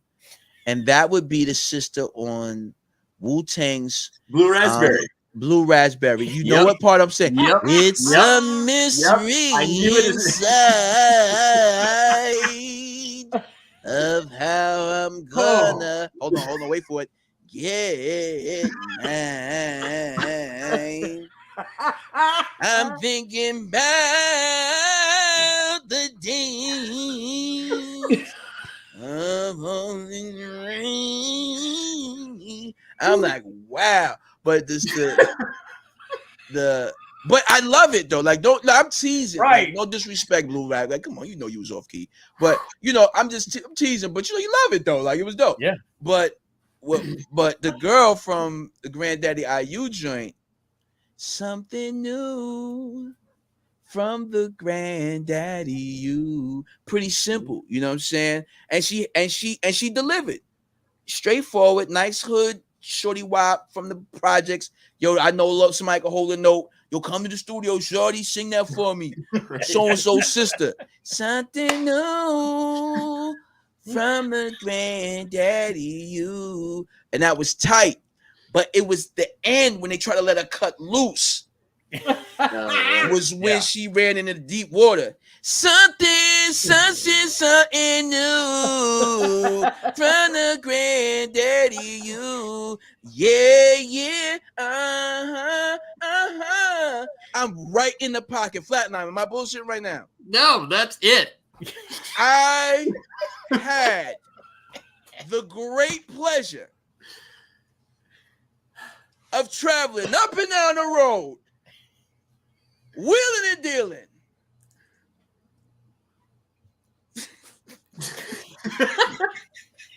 You're talking to the Rolex wearing, pinky ring wearing, kiss stealing, wheeling dealing, son of a gun. And I'm having a hard time holding these alligators down. All right. So total reference. There's somebody that's watching this right now is on the floor crying because they know what I'm doing right now. They know I'm not being random right now, but I am being random, but they know this, right? But no, I'm saying that I had the opportunity, bro, to actually tell him how awful that was, yo. And if you think that that's something, Oh wow. he agreed. He was like, yo. Yeah. He's like, yo, here's the thing, yo. He's like, yo, we ain't know nothing about that, man. We didn't know how bad it was till later on. Like, you know what I'm saying? Like, I didn't realize how awful it sounded. I was like, nah, that is singing gold. Like, that will go down in the history of just. You'll never forget it. You don't forget it. You see, I know tone. I know it by tone. Like, Exactly. I could like if I was this, I could seriously record it and I could perfectly emulate both of those women if I wanted to. Yo, shout out to my brother Ultra Mag in the house. I see you, Cat. And shout out to everybody in the comments. I see y'all commenting. Dre Mayers, I see you, Cat. Chrome was here earlier. He gave you a shout. Who? Chrome. Oh, Chrome was there. Oh, what's up? That's my man. You know what I'm saying? You know what I'm saying? Yep. He be sending me tracks to do free work all the time. I'll be like, Dad, go on, son. You know, I do this for a living, right, Chrome? Nah, but I mess with Chrome though, because you know why I mess with Chrome? Because as a producer, I've seen him do a lot of stuff. You know, he's reaching out and hey, let's not work with you guys, and I'm willing to share this. And so, you know, when he sends stuff to me, I like, yo, I don't be like, no, man, I got, you know, I just, you know, I'll do it if I got the time. Well, I think that's dope. Like, that's something that we should do more of in the community. Like, you know, those of y'all watching. And I imagine people that are watching a show like this, especially if you heard I was on it, you must really be into hip hop. So if you really into this shit like that, you know, we need to enter an age of cooperation without consolidation, which means that, you know, let's work together without, you know, it don't got to be, we got to meet up every time. And all of a sudden now we got to have, you know, coordination strategy meeting. Like, ain't nobody got time for that, man. I'm busy. I ain't got time to talk to you like that. But, you know, if I see you making a play, I see a play getting made. It ain't not taking me rocket science to see somebody making a move. All right, come on, let me, you know, if I can help that out. I can repost that. I can share that. I could be there for that. I could pop in. I could do a little something real quick to help, you know, maybe my just strength in numbers type of thing. You know what I'm saying? Right. You know, maybe me being there just swinging through for about 10, 15 minutes while they rocking and rolling, you know, at a peak time, you know, they could show the analytics is like, yo, we had 150 people watching our live this day. You know, we on to something. You know what I mean? Maybe we can, you know, and, you know, all that kind of stuff is important. And, you know, you got to really like, we got to get into that. Like, you know, I don't know how you guys have seen people that have succeeded in this world and like, especially in the entertainment business. But for me, from my perspective, I just keep seeing people like these big crews of people coming through. Like, you know what I'm saying? And then like, they're all showing up in each other's stuff. And like, it's just like this whole like almost perpetual motion machine where they just make forever money together. Like, damn, until like that cruise, like until they just ran the course and a whole new crew of people come through. Like you always see with like Saturday Night Live. You know what I'm saying? Like, you know, like, you know, Anna Sandler put a movie out. Chris Rock's gonna be in it. The guy that's always saying, you know, you can do it. That dude doing it, you know, the dude, whatever Buscemi, you know what I'm saying? That dude, he's always in it. Yep. You know. But that's their crew. Yeah. So they always make sure each other works. Right. You know, and so what hip hop is not realizing is that, yo, fam, we're not in the same paradigm we was years ago, which is where, you know, record labels were just throwing money around like it was like, like they was making it rain on mugs. You know what I'm saying? Like, damn, yo, you know, cats out there clapping their ass to get money out of this. That's just money, just abundance. Hey, money, $1 million video budget. Here's a gazillion here and a gazillion there. Money here and money there. And it's like, nah, ain't none of that at all. So a lot of these artists are coming and being confronted with, yo, son, you don't have a $200,000 or $1 million budget to promote your first single and break you in the radio no more. At best, you got a reputation. That's it. You got a rep, you known. What you gonna do? Free Diggy? Like, what we gonna do? So, you know, it's a different world, man. Like, it's just, you know, and Cass has got to engage that, but it could be good. Yeah. It is good. It's great, actually. Yeah. It's just different, man. And a lot of the artists from our era are not adapting. Yep. A lot of us are not using social media and the tech tools that are available to us effectively. You know, like a lot of y'all, let me just give a tip or two for those as well. Once again, you know, and Ultra could tell you, man, I'll get on y'all live and I'll be holding class because it's important to me that people learn stuff. Like, to hell with, you know, the time that, you know, I, you know, battled so and so, who gives a shit? You know what I'm saying? Like, that's, you know, there's a million of them stories, that, you know, but yo, we're at, like, you know, cats are smooth dying, yo. Like, we just lost another one. Yeah. And we have to get very serious about preserving our culture in a meaningful way. You know what I'm saying?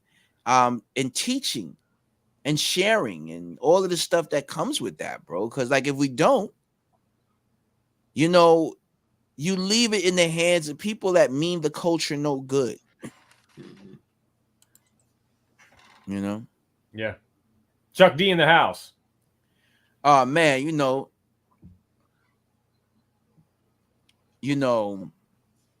Chuck D. You know, everybody, you know, does this big carrying on about Chuck D. You know what I'm saying? You know.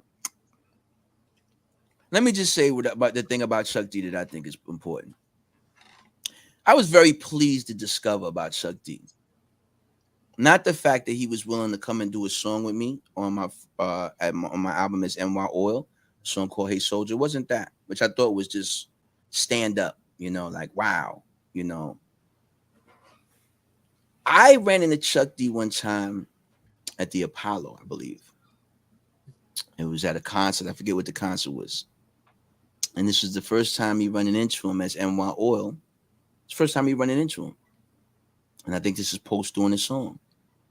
And Chuck, you know, he approached me, which always bugged me out because I've always felt like I was unassuming, like you would not, people ain't really recognize me. I wouldn't think you would recognize me, you know what I'm saying? So Chuck approached me, man. And, you know, the thing about it was not the conversation, bro. It was not that I'm talking to Chuck D. It was that he was pretty much the same height as me, which did so much for my ego as a shorter man, yo. So I just wanted to thank Chuck D for, Oh my God. for that bit of empowerment. Like, you know, empowerment comes a lot of ways, guys. And I just want to, nah, just messing around. But no, Chuck is about my height. Like, we about the same. I felt like I was on the same, like I was like, oh snap. Like, you know, that's a big deal when you meet a famous person that's larger than life and you're like, like you're taller than him. Like, you know, you're like, oh, so I'm taller than this cat. Like, you know what I'm saying? Like, yo, I'm not taller than Chuck, but I felt like I was in the same world. And then, you know, I was NYOIL too. So that was an incredibly interesting time. As I segue into my own question for myself, what was it like being NYO? What was it like? It was that was one of my questions. Where did NYOIL come from? Because I remember Johnny Juice telling me about it because he told me he's like, yo, you got to hear NYOIL. I was like, who's that? That's another cat, man. That's another cat that I, you know, Chuck, and you know, I'm joking around with, you know, about Chuck and but Chuck and Johnny Juice in particular, because I have a very solid relationship with Juice. You know what I mean? You know, that's somebody that if I'm not talking right on the internet, he's giving me a call because he's concerned if I sound depressed. You know, he's that kind of a friend. He's a great guy. You know what I'm saying? And Johnny will talk your ear off, yo. If you get on the phone with Johnny at the wrong time, which is the right time, with the right time, which is gonna be the wrong time, you have better had cordoned off. I'm gonna speak to Johnny. I'm calling Johnny to speak to Johnny for hour and a half. We're gonna do an hour, 90 minutes. You know, we're gonna do 2 hours maybe. Yep. But we have a great conversation. But I know when I talk to Johnny, but he's that kind of a friend. Like he's actually an actual friend, and he engages you from that paradigm. And he was the person that really, if I know correct, facilitated the process of getting Chuck D on that song. And you gotta understand, man, like, like again, I joke about, Chuck D and meeting him and stuff like that. But let me just say, man, the impact that this cat has on me and my life is fatherly. You know what I'm saying? To the capacity that, one of the beautiful things about a lot of us, and when you see people that make positive and conscious, quote unquote, music, or thought provoking and intellectual music that is transcendent of situation, as much as it is about a person's humanity and how they're experiencing the reality. And as a human, you get to experience it through them, and you're like, wow, I've touched something that I wasn't aware of before that. Oh man, I lost track of what I was saying. But what I was saying about it is just when I was a kid, right? I was the president of Black Awareness Club at Curtis High School. Right. And that club had maybe 3 people in it the year before, and I became the president. And I just had that joie de vivre, like I just, the charisma or whatever, you know what I mean? And I took that club from 4 people at the time to 200. Wow. And I was, this is the Yusuf Hawkins days. Yeah. This is Amadou Diallo days type of thing, this is in that type of time frame. This is, Spike Lee joints days, do the right thing type of time frame. And now you got Public Enemy and they doing songs and they saying things to me, a fatherless child, but he giving me these life lessons that's so beautiful about that time frame, because so many of us fatherless children inherently understood the need to teach one another and be fathers to each other, like to provide that whatever we could kind of cobble together what meant masculinity. And now here you have this person that is like us, maybe a couple years older than us or whatever you can't call it, you know what I mean? And he giving us that same sort of, he giving us revolutionary father, he giving us Malcolm X daddy advice. Move as a team, never move alone.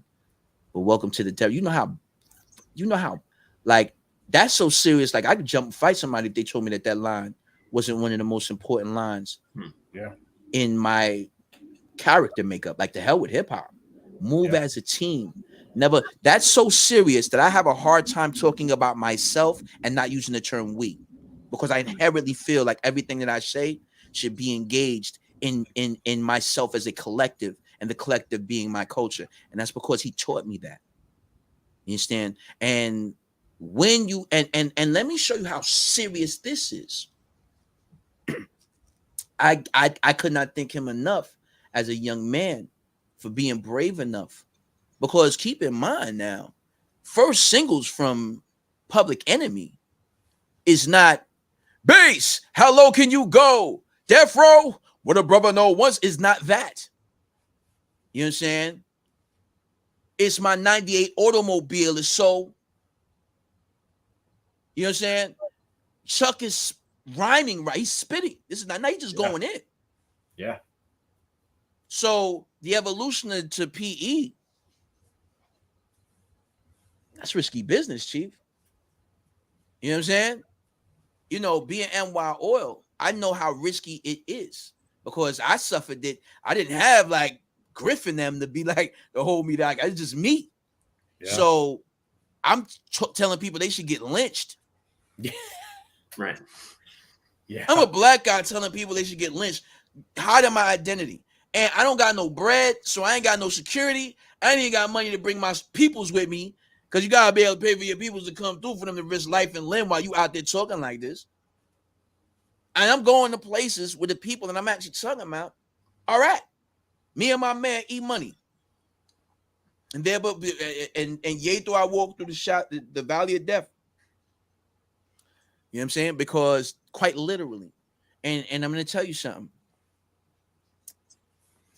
Weird thing, man. Like, Kool Kim from the UMCs, those that know us, really liked us a lot. And I never really understood our power until I was older.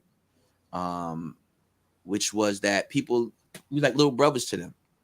Yo, UMCs, I like them cats, man. Yo, yeah, get out, yeah.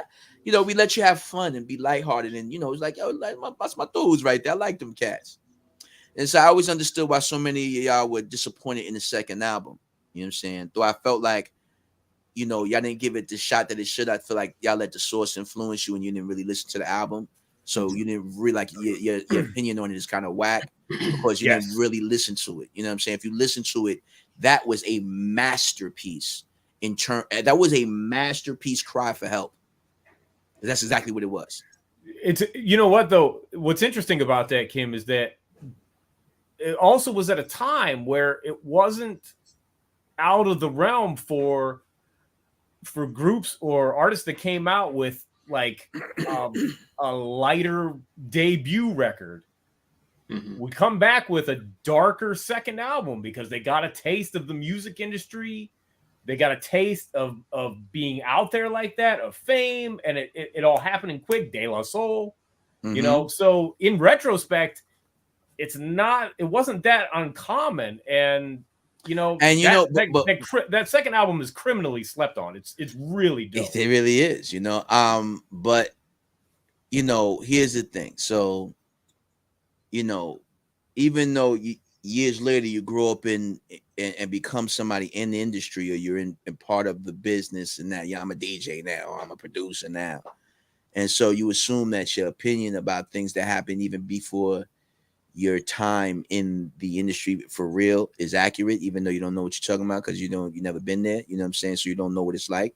Yeah. And then not even like in an angry way. It's like, yo, you just live the gym. Like, you know, how could you know what it's like to dude sit on a 3-inch reel if you never experienced it? You know what I'm saying? Like, you know, you can have a point of reference. You know what I mean? So if I tell you that music has a different value that was done on reels, or when they used to cut records live in studio, is different than digital, because in digital there's no vibration being captured on the medium. You know what I'm saying? But on a reel, and when they used to cut records, you know, live in studio, the actual vibration from the instruments and the sound waves used to meet, you know, you would reach that. So you're getting you're getting the, like, this is an entirely different experience. It's almost like capturing the soul of a person. Yes. You understand what I'm saying? To some extent, or at least it's almost like bottling up time, or an experience, and then having it transcend the temporal value of the experience, so that experience is just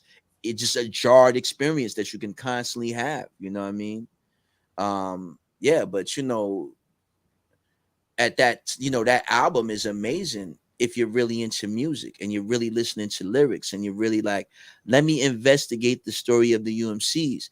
If you did that, that would be, it's an amazing discovery of like, wow, like, yo, look at what they're telling me on the songs. Look at what they're telling me. This is the story of kindness gone corrupt. They're telling me the story of it, and they're not shying away from telling me that this is the story. I just got to listen. See, now here's where it gets very interesting too about UMCs and us changing on the second album, as they say, and why I so reject so many. And I'm glad that I'm like at a space where I do more joking and being funny and having a good time, and you know, just kind of being more uplifting and inspirational, because I think that that's probably the thing I want to go out with, as opposed to bitterness and angry. Yeah. But I had a lot of space for that though, fam, because let me lay something on you. Imagine this feeling. What if you guys read comic books? You guys are in the Marvel universe at all? You familiar with the What If series? Yeah. Okay. Yeah. Okay. Awesome. All right. Check it out. What if, right? What if a young rapper from Staten Island who comes out with his first single, his name is Rakim, and his first single is "Oh, We Love You, Rakim." It's a nice little jingle. Oh, we love you, Rakim. Thank you. Oh, we love you, Rakim. Or I love you too. Oh, we love you, Rakim. Yep. I've got too many ladies. I just gotta learn to say no. Oh, we love you, Rakim. Thank you. Oh, and then, of course, another young MC, a cousin of his, from the planet called Brooklyn, goes by the name The Genius with his first single, Girl, Come Do Me, Baby, Baby, Baby, Baby, Girl, Girl, Come Do Me, Baby, Baby, Baby, Girl, Come Do Me. I want you to hear how stupid they sound too. Like, I just want you to tap in. Man. How commercially bogus Yeah. those songs were. Okay, respectfully. Yes. You know, that's what they expected of you them times. Imagine what if I, Uwatu, who are tasked to watch all that goes on in this sector of the earth, know of your history, your universe, where those two would recover from failed record opportunities and form a sick, tight clique called the Wu-Tang. But what if in my reality it was different? In this other universe, those first singles that they put out succeeded. That they did as well as Blue Cheese. And then they experienced what UMCs experienced. Mm-hmm. All right. Shit. Hold on. Wait a minute now. Okay. And as a result, because they're known as these commercial rappers, and then they get the UMC treatment, instead of coming back home and forming a sick tight clique with Raekwon and U-God and Ghostface and Master Killer, it's actually the Genius, RZA, Kool Kim, Haas G, and Method Man as Wu-Tang. Welcome to this other world. As I tell you to, what if? Is that not nuts? The plausibility is there. Yeah. Right. Absolutely. That's Now, fucking the plausibility, because there is a conversation that happens, an argument actually that happens on the boat that the world wouldn't know because you wasn't there. Saying Right. the small things that happen in life, right? But it was this discussion basically that was happening between RZA and Haas. I was present, obviously, and maybe I forget who else was with RZA.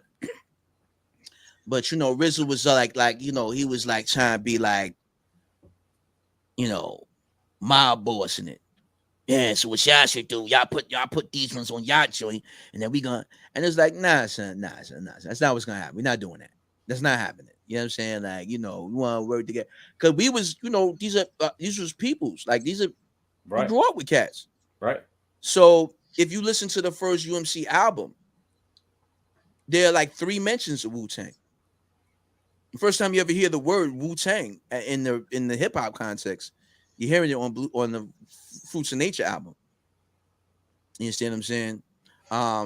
But what always vexed me is the fact that, when the UMCs do Blue Cheese, want to go on and do this album that people loved and we achieved some level of success. When we were being criticized because the culture had kind of like betrayed hip hop, you know what I mean? With that whole happy rap thing that was going on, where we had the most creative and intelligent and unique artists, all of these that made hip hop known for being like, oh, yo, nobody ever rhymed like each other. That was that era of people just being unique and trying to find, like, you had to find something different, because it was like comic books then, because every rapper that came out was like, like a superhero. So you couldn't have but so many cats with electric powers. Right. You know what I'm saying? So it was like, yo, there might be one cat with electric powers. Right. You know what I'm saying? And then there's a cat that got super fast powers, and there's a flying guy, and there's a kid, you know what I mean? Like the dude that I have my skin is made of organic steel. I'm Colossus, like, all right, cool. You know what I mean? But these cats, but they didn't have like, this Colossus and now this organic steel dude, and then there's synthetic steel. I'm synthetic, I'm Columbus. I'm the, like, they didn't have that guy come out. He's whack. You know what I'm saying? Like, nobody will watch that dude. Right. You don't want to watch the knockoff characters. That's how hip hop was. You want to see the main character. Like, you ain't want no knockoff for Run DMC. Run DMC is Run DMC. Yeah. You don't want no knockoff, right? So, but there's this one point that hip hop kind of betrays itself, the culture and the community, because they bought into this nonsense that the source and the vibe was, kind of selling. And so cats are forced to have to make an adjustment. And so, and our living conditions and what Stu Fine from Wild Pitch was doing to us was so terrible. Like, I can never forgive this man for this. And I can never forgive anybody that does this, man. I think that, there's one thing to make money and profiteer and try to do what you got to do for yours and your family. It's another thing. It's like, yo, fam, come on, man. You could give people a fair deal, man. And even if it's not a fair deal, son, you could at least honor the deal that you gave these people and just like pay them that crap deal that you gave them. Go ahead and give them the money they're supposed to get from the crap deal so that this community can build generational wealth and take care of themselves and buy houses for themselves and put their kids through decent schools and stuff like that, instead of having to watch their kids struggle throughout life and the times in their life where they had to struggle because they got certain place in their life with something that they earned, something that should have paid them, something that should have been equity in their lives, but it's never paid to them. And now you 20 something years old, you got to try to spin the sled around and become John Q. Public to provide a decent life. Meanwhile, you got the whole trauma of, yo, you just earned hundreds of thousands of dollars that you didn't get paid. Can you imagine what that feels like? Can you imagine what it feels like to struggle one day, like, yeah, your lights go off and you know that somewhere in the world is hundreds of thousands of dollars that you were never paid, and just somebody just doesn't got to pay you that because the contract is only as good as your ability to enforce it. People don't know that. So a lot of times, just as a sidebar thought, and I don't want to get too deep into Debbie Downer stuff, but guys, when y'all do get on and be talking about people and they deals, and we be hearing about people being broke and stuff like that, please be mindful of how you speak, fam, because you're speaking from a space of either ignorance or you're afforded a wisdom that comes from standing on somebody's shoulders. You know what I'm saying? The wisdom that is afforded you from somebody else's pain and suffering. And it would be nice if cats would not stand on the shoulders of the people who sacrificed or suffered or pioneered through things that are in some cases outright unconscionable. Don't stand on that person's shoulders and piss on their head. Stand on the person's shoulders and let them know that the horizon's not far away, man. Like, point them to a better day. Damn. Yeah. But these little whack ass, armchair quarterback conversations that people have about very traceable violations of a community. Because if we, get into talking that, not to be, I got into talking that, but, just as, again, let me just say that this is, years from now, if we live to see it, it'll be recognized as a huge crime against the Black community. It's not about appropriation, right? Because it's appropriate to want to engage and celebrate and deep dive in some cases into other cultures, because sometimes, your tribe is not necessarily genealogy, your genealogy. Your tribe sometimes is a vibe. Yeah. Your space and place of comfort is not built around your DNA, sometimes built around what's in your heart and the rhythm that moves to. I can only imagine how hip hop hit you, each one of you, in the course of your lives, and the experiences that you had just to fit into a culture that, wow, this is a culture that actually does have nothing to do with me.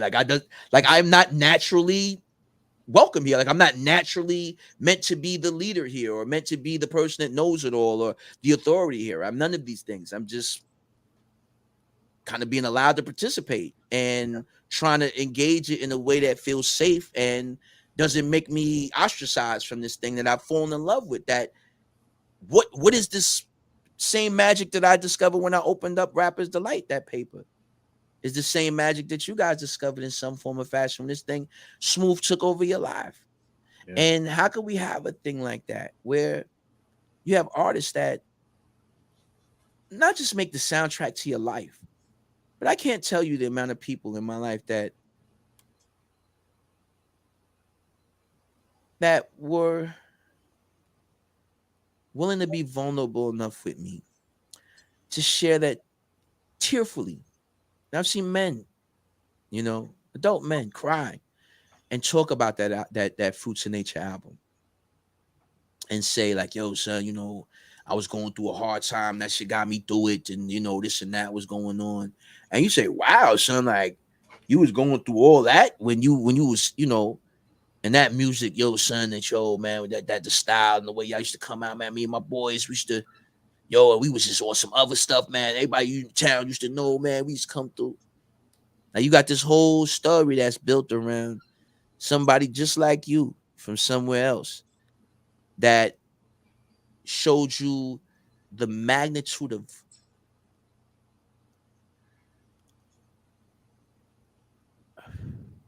yo, do you understand that if you rap or you create music, that you are just as much an instrument as the instruments you play, and that there's something bigger than you speaking through you.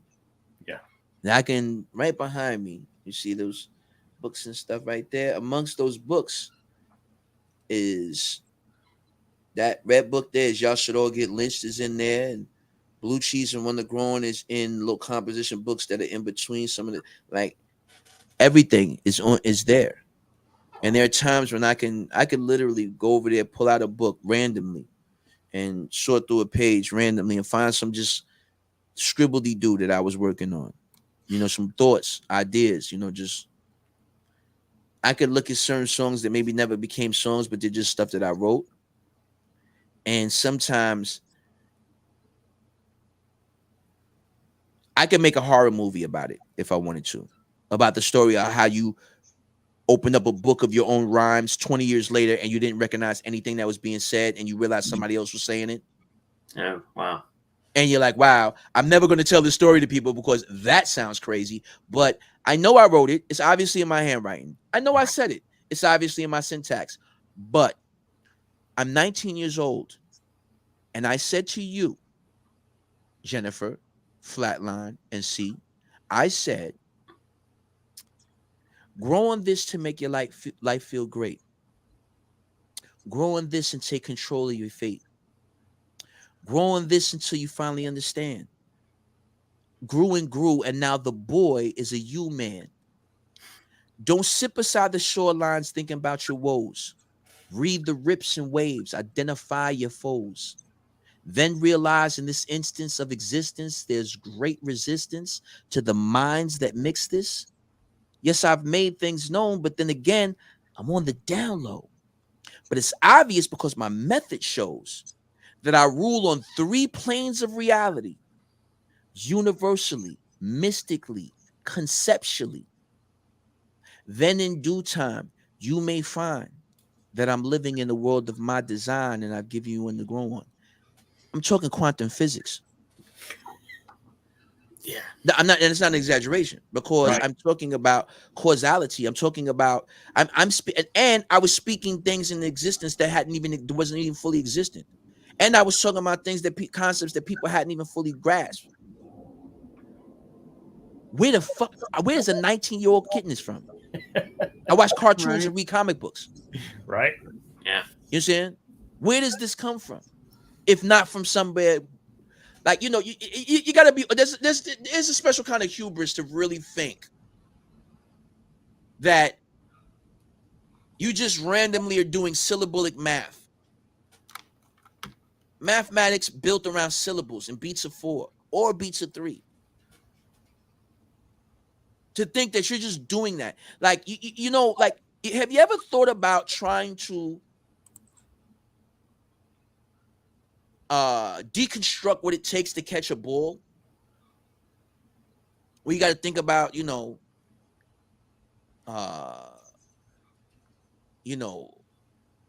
the direction of the ball and catching it, right? Yo, you're throwing it over there. I'm gonna run over there and catch the ball. Man, your mind is computing trajectory. It's compensating for wind, your rate of travel, you heard, your height, arm reach, you understand what I'm saying? Positioning, the rate of travel of the opposing player, his physical stats, you understand what I'm saying? All the computations, the rate of travel of the ball, your assumed strength, of the quarterback. All of these things that you're calculating to catch this little pigskin ball that you're gonna catch. Like you're not even realizing. Like if you had to bust it down like that, you could never do it. Like you'd be, everybody in the class would fail. You could probably cause the class to never be able to catch the ball again because they would be so like, oh my God. Overthinking it. Yeah. But you got people doing that with hip hop. Like that's what they're doing with this music. Like, to think that you can do these things where you're taking words like, yo, fam, like I can really make a clear statement to you. And check this out. Listen, watch this. Chess. All right, I make mad moves since rap's like a chess game. Whoever gets checkmate gets to keep his rap name, all right? You be the white. I be the black king with the black knight. Silent night. Holy night. My pawns want to fight and your castle's in my sight, so let's do it right, all right? You make the first move, I'll counterattack. Your rook tried to rook me, but my bishop held them back. That's when my white knight tried to move them 4 places, but your pawn had them in the mad black spaces. Your queen, she keep on eyeing me from yonder. I wonder how long it takes till she ponder. Make your queen you want to go black, because once she go black, she hooked like crack. As a matter of fact, I let your queen in my castle. She tried to stab my back, but it wasn't no hassle. She pushed through my pawns and she moved in the kill. So my rook hemmed her up and told him, do what you will. That's when a punk of a king tried to make the mad dash, but we beat him at the pass and we slaughtered his ass. That's chess. Okay, watch football. All right. If rapping was like football, then I'd be the running back. The ball would be the beat, and first down, you get sacked. Second down come, you hut 1, hut 2, you pass the ball, I intercept, and then I'm heading straight for you. You try to front like you was tackling, but you ain't really want it, because if you really want it, you should have jumped right on it. Now, the ball was the beat. The beat was the ball. I mean, the beat got ran by the man. That's all. Come on, man. You understand what I'm saying? I can say, look, wait, check this out. As the legendary phoenix, I rise from the ashes, then surpasses while my competition smashes. On the hieroglyphs of the pyramids, it tells of 7 kids, 7 baby boys, but 2 died in their cribs. While famine and disease made 4 more die, while the 7th boy lived on and no one knows why. Well, as the tale goes, the boy grows and grows, and 7 kids was born from 10 embryos. And when the 7th realized the pattern that was forming, he figured he'd kill a 7th on the 7th morning. I gotta kill number 7 to save the other 6. But see, his wife ain't understand, and she thought the man was sick, so she sent the baby off to merchants, and she cried as she left, not realizing that she doomed the other 6 to death. This is what you could do with rhymes.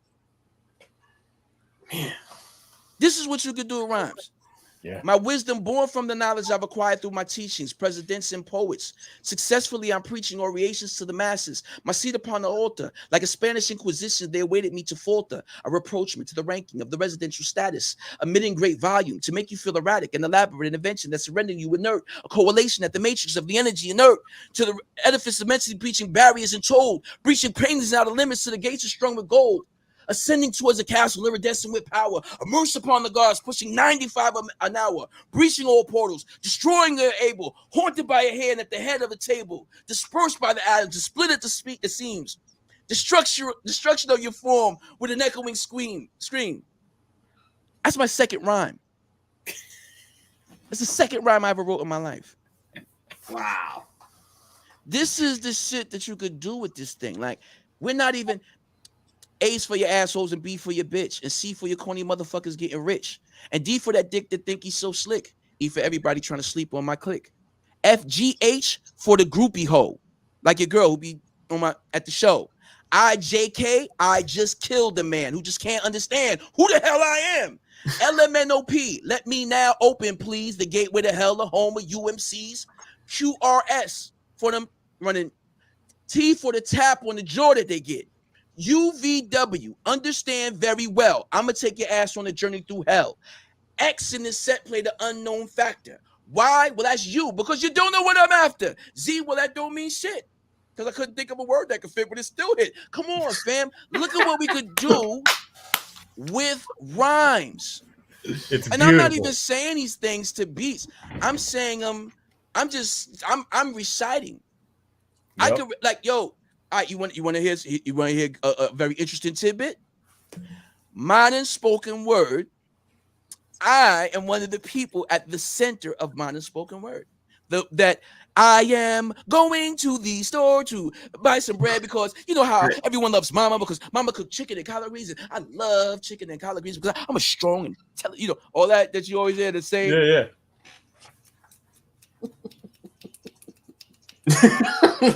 That's the man.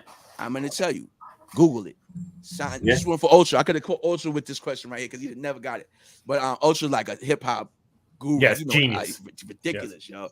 You know, it should be money you should be able to make to know that much. You know what I'm saying about something. You know what I mean? Right. You know, it's got to be like he's got to get rich because this is too much knowledge. You know what I'm saying? Only person I know as much as him at this point now would be Big Jeff.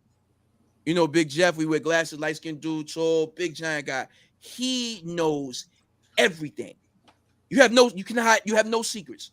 Only other person might know as much as he does is Ernie Pinnacoli or whatever. Oh yeah, because he's got the film evidence on you. So yes, you know he knows. Ernie's got the pictures. Yeah. But you know, I was there's this. If you look up this thing called Sign of the Times. No, flipping the script, rap meets poetry. That's what you're looking for. Flipping the script, rap meets poetry. I enjoy being on that as an MC with artists like Sonia Soul. And Sonia Soul is you know her from The Wire. I forget what her name was, but she has like the sister with the kind of like she might be Blasian, black and Asian, you know what I'm saying? Yeah. That's she's an amazing poet, you know what I'm saying?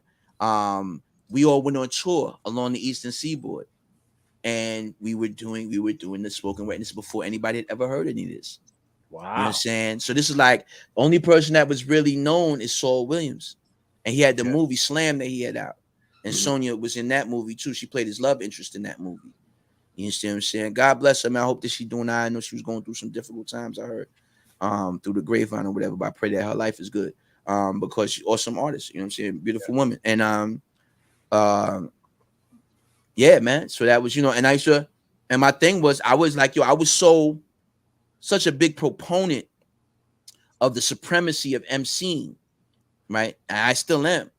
And I think that is the greatest spoken word of all, it's the greatest form of literature, a literary expression that exists. I think nothing can compete with it. You know what I'm saying? I don't think there's anybody, and I said respectfully, because I used to say kind of disrespectfully. I'm not going to say it disrespectfully. But I think that it evolves from poetry and haikus and limericks and even Shakespearean storytelling. Shakespeare can't see me easily. Easy Midsummer's Night Dream. Easy. Easy Romeo and Juliet. Easy. Easy. Only reason why we don't do that kind of stuff, there's no market for it. If there's a real market for it, I do that. I do it right now. I write it right in front of your face. That's how easy it would be for me. That's how easy it would be for me. You understand? And people should respect that. Like this, you should know that. You should know that about your peoples. Like, my peoples is the best that ever existed with words.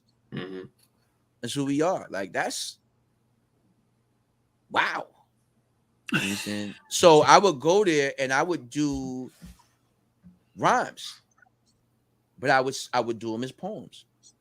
And because my proof was that my rhymes are so well thought out and they're so literarily that they're so they have the literary value, not just metaphors and similitudes, but literary allusions and specific prose and comedic timing and punchlines. You know how comedians start off a set with a joke, and that joke kind of ride through the set, and then the last joke brings that first joke all the way full circle. Like that's when you know you're dealing with a master. You're like, oh my God, yo, that was brilliant. That's what MCs do all the time. Yo, you think about like, listen to this. Let's step out of let's step out of myself for a minute. This dude Slick Rick had the nerve to say, yo, it was one of those days, not much to do. So I'm chilling downtown with the old school crew. No, not that one, not that. He says, well, I was chilling on my lunch break, grinning my teeth, the last day of the week. Boy, what a relief. My muscles kind of ached. They felt rigid and stiff. So I looked around. Then I smoked this big fat spliff. Now I'm happy as can be. I'm in this wild head spell. I put the Vaseline in my eyes so that no one can tell. No, I put the breath in my mouth so that my mouth don't smell. It's 12:55, almost time for the bell. Vaseline in my eyes so that no one can tell. It's 12:55, almost time for the bell. Put the references in my mouth so that my mouth don't smell. Now back on the job, I don't bother no one. I keep strictly to myself and all my work get done. Now the job finally over, it's time to have fun. And I'm hanging out with Jeff and Vance to get things done. Got me drunker than a skunk and happy as can be. We went to the Latin quarters and we got in free. Schooling all the girls, I run it with my truck jewelry. Cause I'm a flying brown brother and you can't school me. Boogie Down was performing and they ain't no joke. And in the background, you hear Boogie Down Production and a bunch of Brooklyn brothers looking all down my throat. Was it my big chains with the big plates on them? Then they rolled on me and told me to run them. It was the moment I feared. This is this whole story that's like, yo, this is so clear in my head, yo. Yeah. I can see every scintilla of it. And then you know the part where he's like, hey, yo, man, take them shits off, man. What the fuck's up? That's him. He's the other voices. I didn't realize that till like last year. Like, oh, that's him. Have you listen to Rakim on Move the Crowd? Mm-hmm. This song is the MC invocation. When you become an MC and they give you like when you go after you graduate and then they go and they walk you through the line and you go through, right, to become an MC, right? There's certain things they give you. You get your certificate, right? And then they award you with your mic. Depending on where you placed in class, you may get a gold, platinum, depending, you know what I'm saying? Some get wooden mics. You get your mic. Depending on what course you took, like if you took Gangster Rap 101, you get shot a couple of times, hospitalized, come out. That's a part of your bio as you go on. Right. But a part of the ceremony is they give the Rakim invocation, and it's very quietly held. A lot of people don't know that this is what goes on. Like a lot of cats, is hip hop hopefuls out there that's praying to become artists, and you're like, oh, how did these cats do it?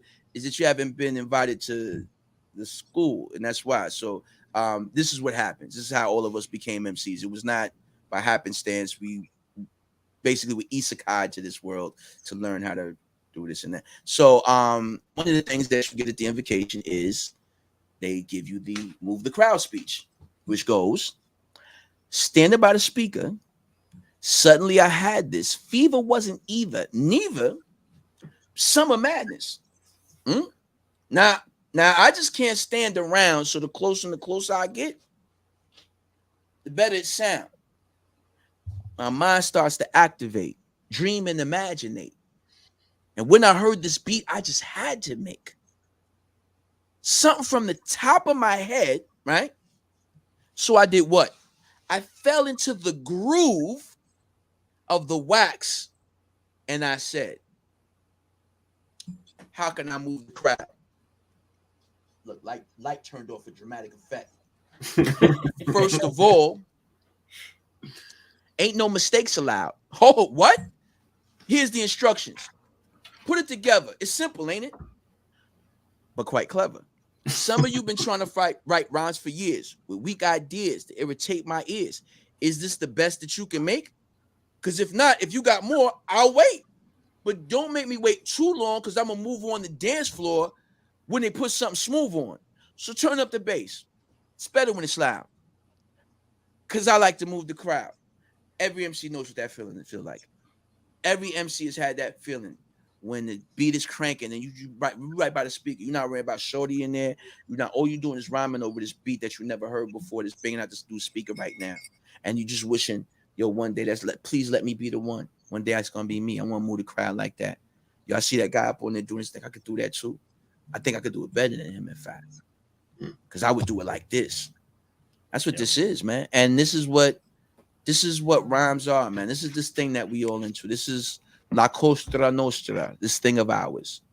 this is this thing of ours. You know what I mean? That is so magnificent that we all love, and that is a $1 billion industry, and it's taking people that didn't even fit in, could have never fit in, and not only fit you in, but made you something more than you ever could have possibly hoped to be.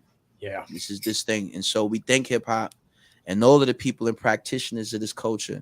And we always remember to love the revolutionary more than the revolution, because the revolution, fuck the revolution, as Wise Intelligent would say. It's the revolutionary, you know, and fuck the culture. It's the people that's holding the culture up that we got to care about. So let's always remember to continue to give flowers to artists and the people that are behind the scenes that make these things possible. The flowers and stories and all that people need to hear, man, because it's important and we should celebrate that. Yep. Agreed. Kim, it has been an amazing show. We got to bring you back for part 2. Yeah. Part it'll be part 15. You know what I'm saying? Mess around. That's fine. At the rate that I go, they'll be like, yo, he's back again?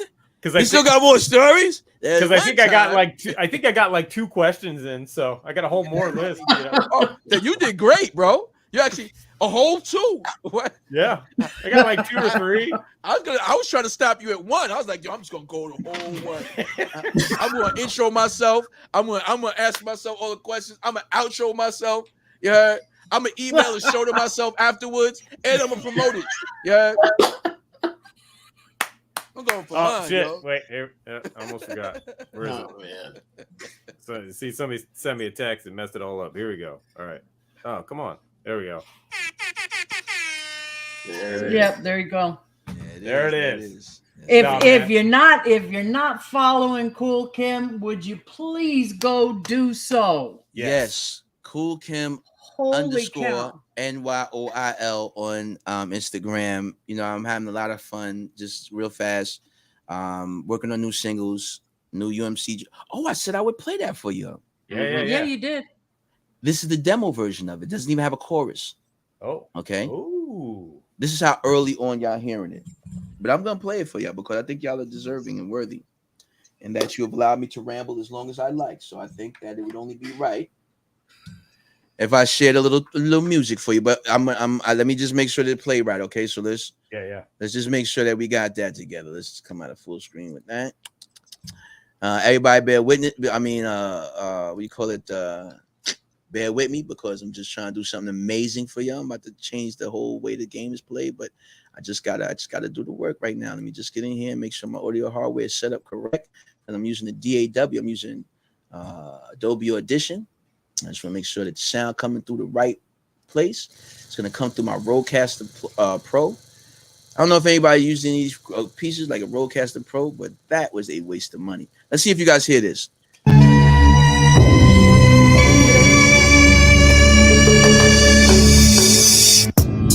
I'ma keep an eye on them. You get that? Yeah. Oh yeah. Oh, you get it clear? It was nice and clear? Yeah. Yep. All right. You're supposed to say something when you're first coming on, man. Have me up there. All right, here we go. This is a preview, a sneak peek, and I'm talking about, you know, it's real because, you know, I might even get fussed at by Haas for playing this, you know, with it not actually being really, you know, ready, but so what? It's his privilege to be able to work with artists of my caliber. So let's do it. You ready? Ladies and gentlemen, right here, right now, live, we are getting into the new UMC single, the UMC demo of the new single, unnamed. Oh, but I will have it finished by the day after tomorrow. You heard? Because that's how I get down. Produced by Haas G. The new form of the UMCs, let me just say, Haas does not really care to rhyme anymore. He would prefer to concentrate on producing. You know what I'm saying? And, you know, and I concentrate on MCing. So that's how it is now. So please, you know, bear with that. But it's all love, though. Because we where we want to be. So I'm kind of drawing this out unnecessarily long. I actually have it queued up right now, but I'm just I think I'm partially nervous. You know what I'm saying? I ain't gonna front. Okay. You know, I'm kind of nervous to press play right now. Like I don't know how to get into it right now. But let's just do it, man. Let's just do it. Damn, man. Yeah, shout out to everybody in the comment section. You know, if you're in the comment section, I'm still stalling, but I'm just looking at the comment section right now. You know what I'm saying? Hopefully y'all enjoy it, man. You know what I'm saying? And then, you know, if it sounds like it's a little something, it's a demo, all right? So first of all, stop pressuring me, y'all. All right? Because you know, guys, oh man, it's a demo, man. Like, come on, baby. I'm giving you the sneak peek, man. Come on. You're supposed to be out there. Vision. Let's do it. All right, here we go. Here we go. This is dope. Check it out. Wait a minute.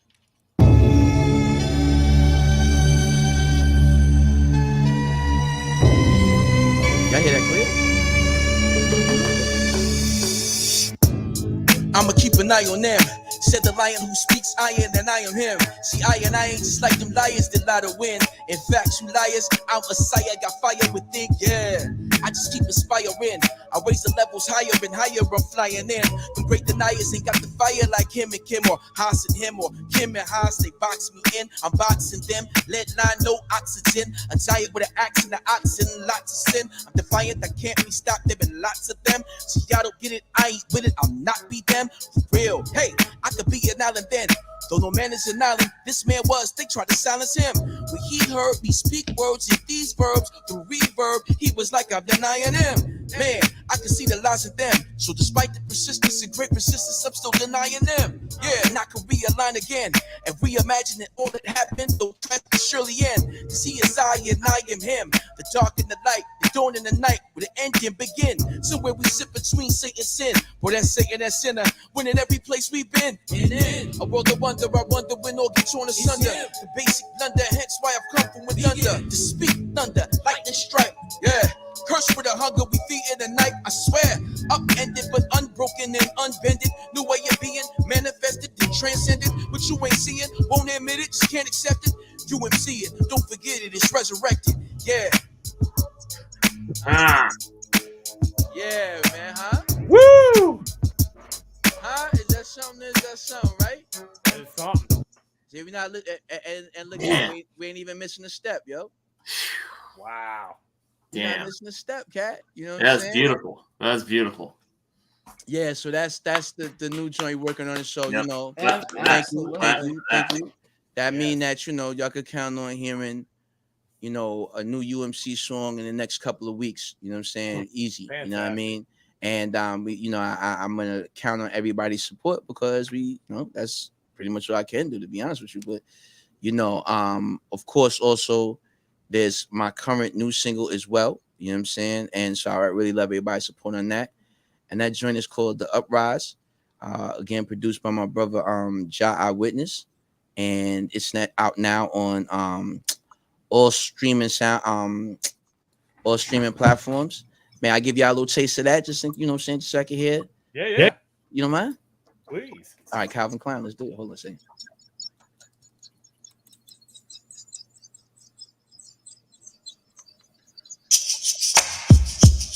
Y'all hear it?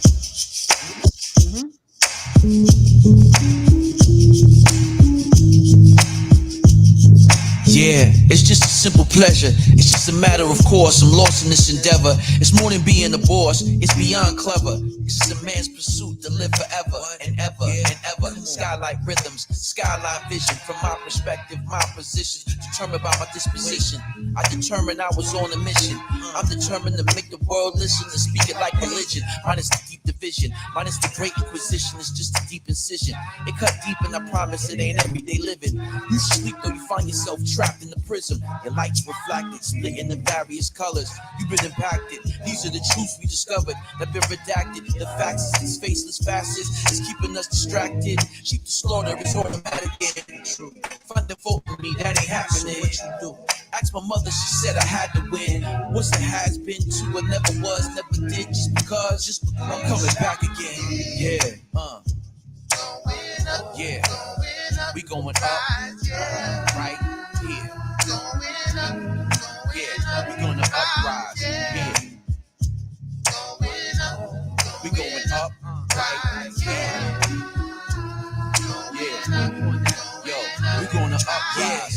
Yeah, in the still of the night. I had to thriller watching the killer get killed in the fight. I have my fill of delight, but God willing, I ain't feeling alright. Cause the faces that I had made was filled with bitter and spite. See, this ain't me, but the person I was claiming to be. The reason, the naming I'm named with, it just can't be. A season, the pain that it came with, I must get free. But it's freezing, the game that I played was the coldest degree, for real. I resign myself to redefine myself, realign myself, and refine myself. I had to find myself so I could find my wealth and rely on the lies and rely on no one else.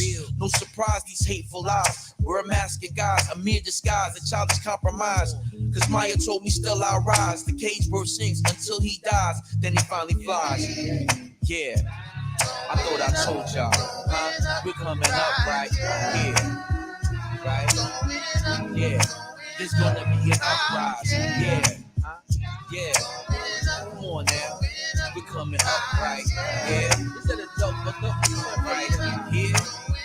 You enjoy a good cigar, yeah. Glass of wine, and you just wanna, that's what we doing. Ladies and gentlemen, it's your neighborhood fly guy. I had this wonderful time with y'all and chop it up, man. Share my version of hip hop and what my life is about with y'all. Wait, Kim, turn the music down because we can't hear you. I was just saying, man, once again, it's your friendly neighborhood fly guy, Kool Kim. Thanks for having me on. I've had thank you, sir. Share myself with y'all and music and just vibing and just reacquainting with everyone, man. So, definitely follow me. And, guys, thanks for having me on. And Jennifer in particular, thanks for putting up with me, not sending you the stuff I needed to send you at the right time. You know it. I got you. I got you. Yes, I know how, I feel extra bad because I know how much work it is to have to manage that kind of thing. So thank you so much for your patience on that. And guys, thanks for having me. And thank you, bro. And thank you for still making dope music. Yes. We've been fans for a long, long time. Yes. And it's great that you're still creating and still giving art to the world because we need it. We need it now more than ever. Well, thanks for having me once again. Everybody following Kool Kim _NYOIL. You know what I'm saying? You know the vibes? Nope, that didn't work. Kool Kim. Okay.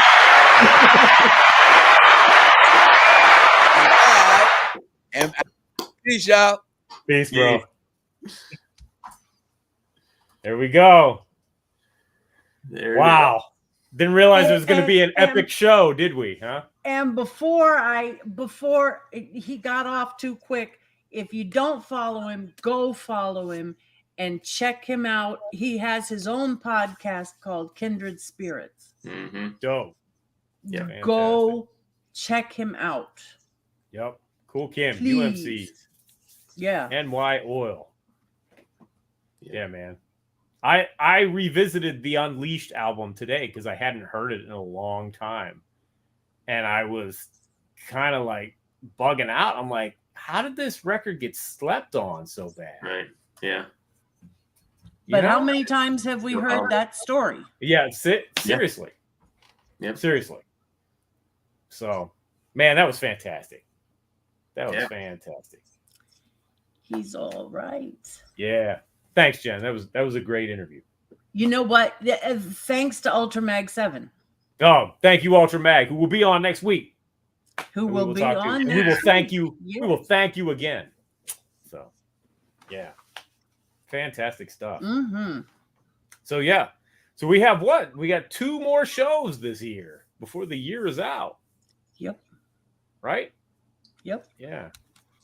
We do a little something special at the end of the year. Yeah. Last show of the year, where we're gonna bring some guests on to talk about some under the radar releases people might have missed. So spread some music knowledge around, and maybe you hear some stuff that you haven't heard yet that you might dig. So we're gonna do that. That'll be fun. But next week, Ultramag and Overlord of Fresh. Yes, his partner. That'll be a fun nerd out episode. Flatline, you will be joining us. I believe I will be. Yeah. Okay. Excellent. I'll be able to attend. You should. Yeah. Fantastic. You should. Yeah. And hopefully, So Chuckified will be back too as well.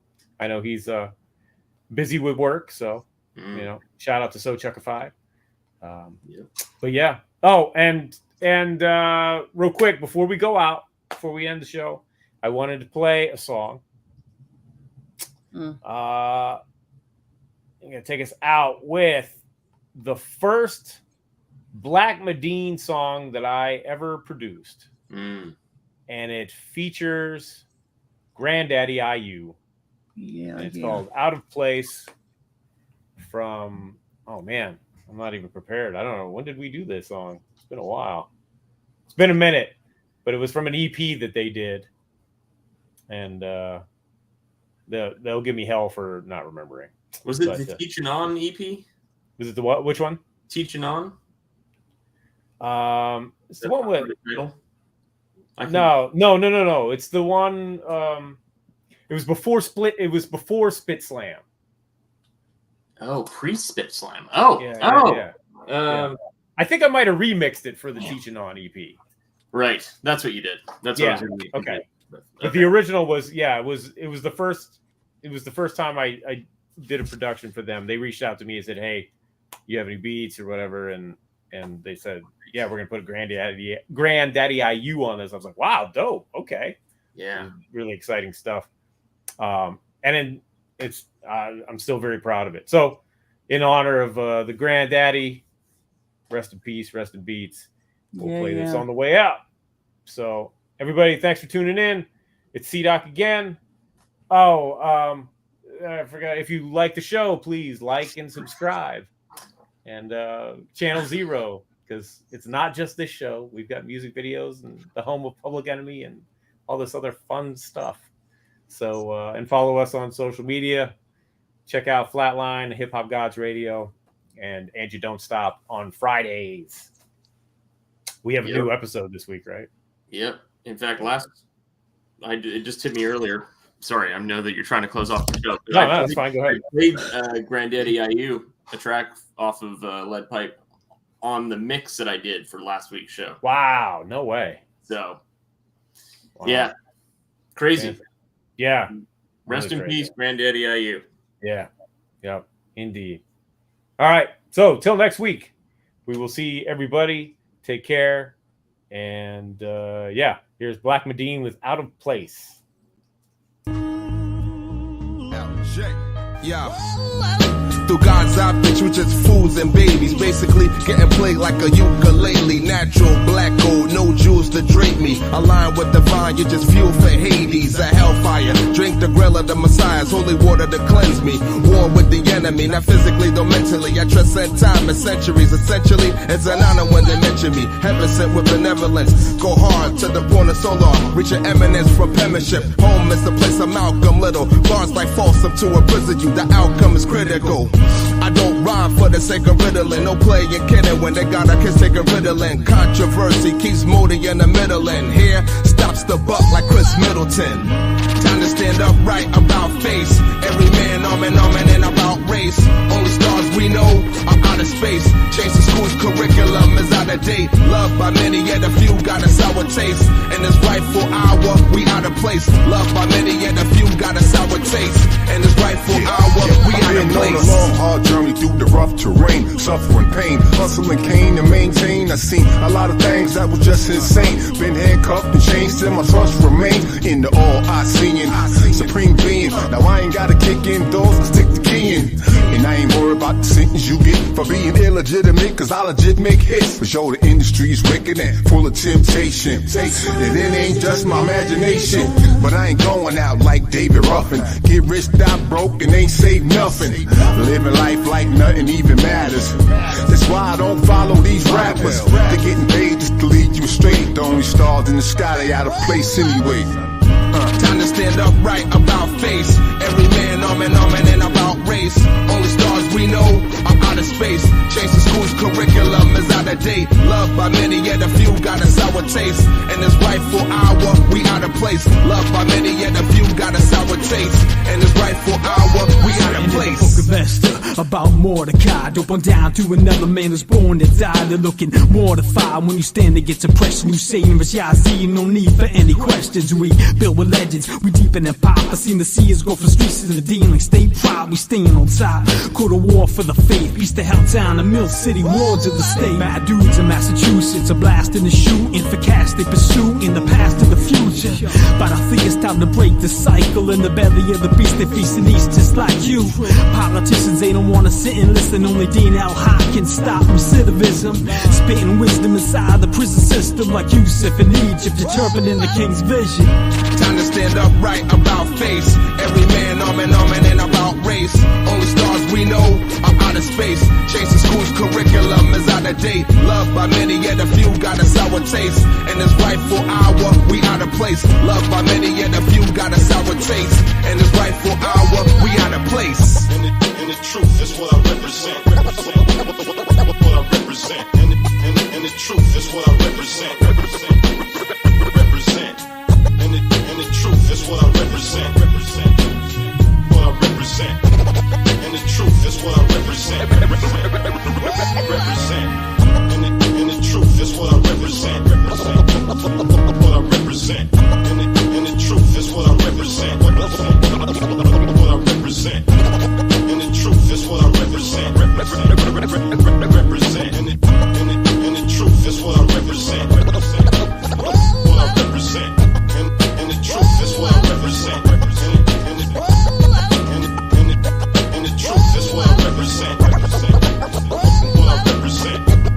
And the truth is what I represent. Represent.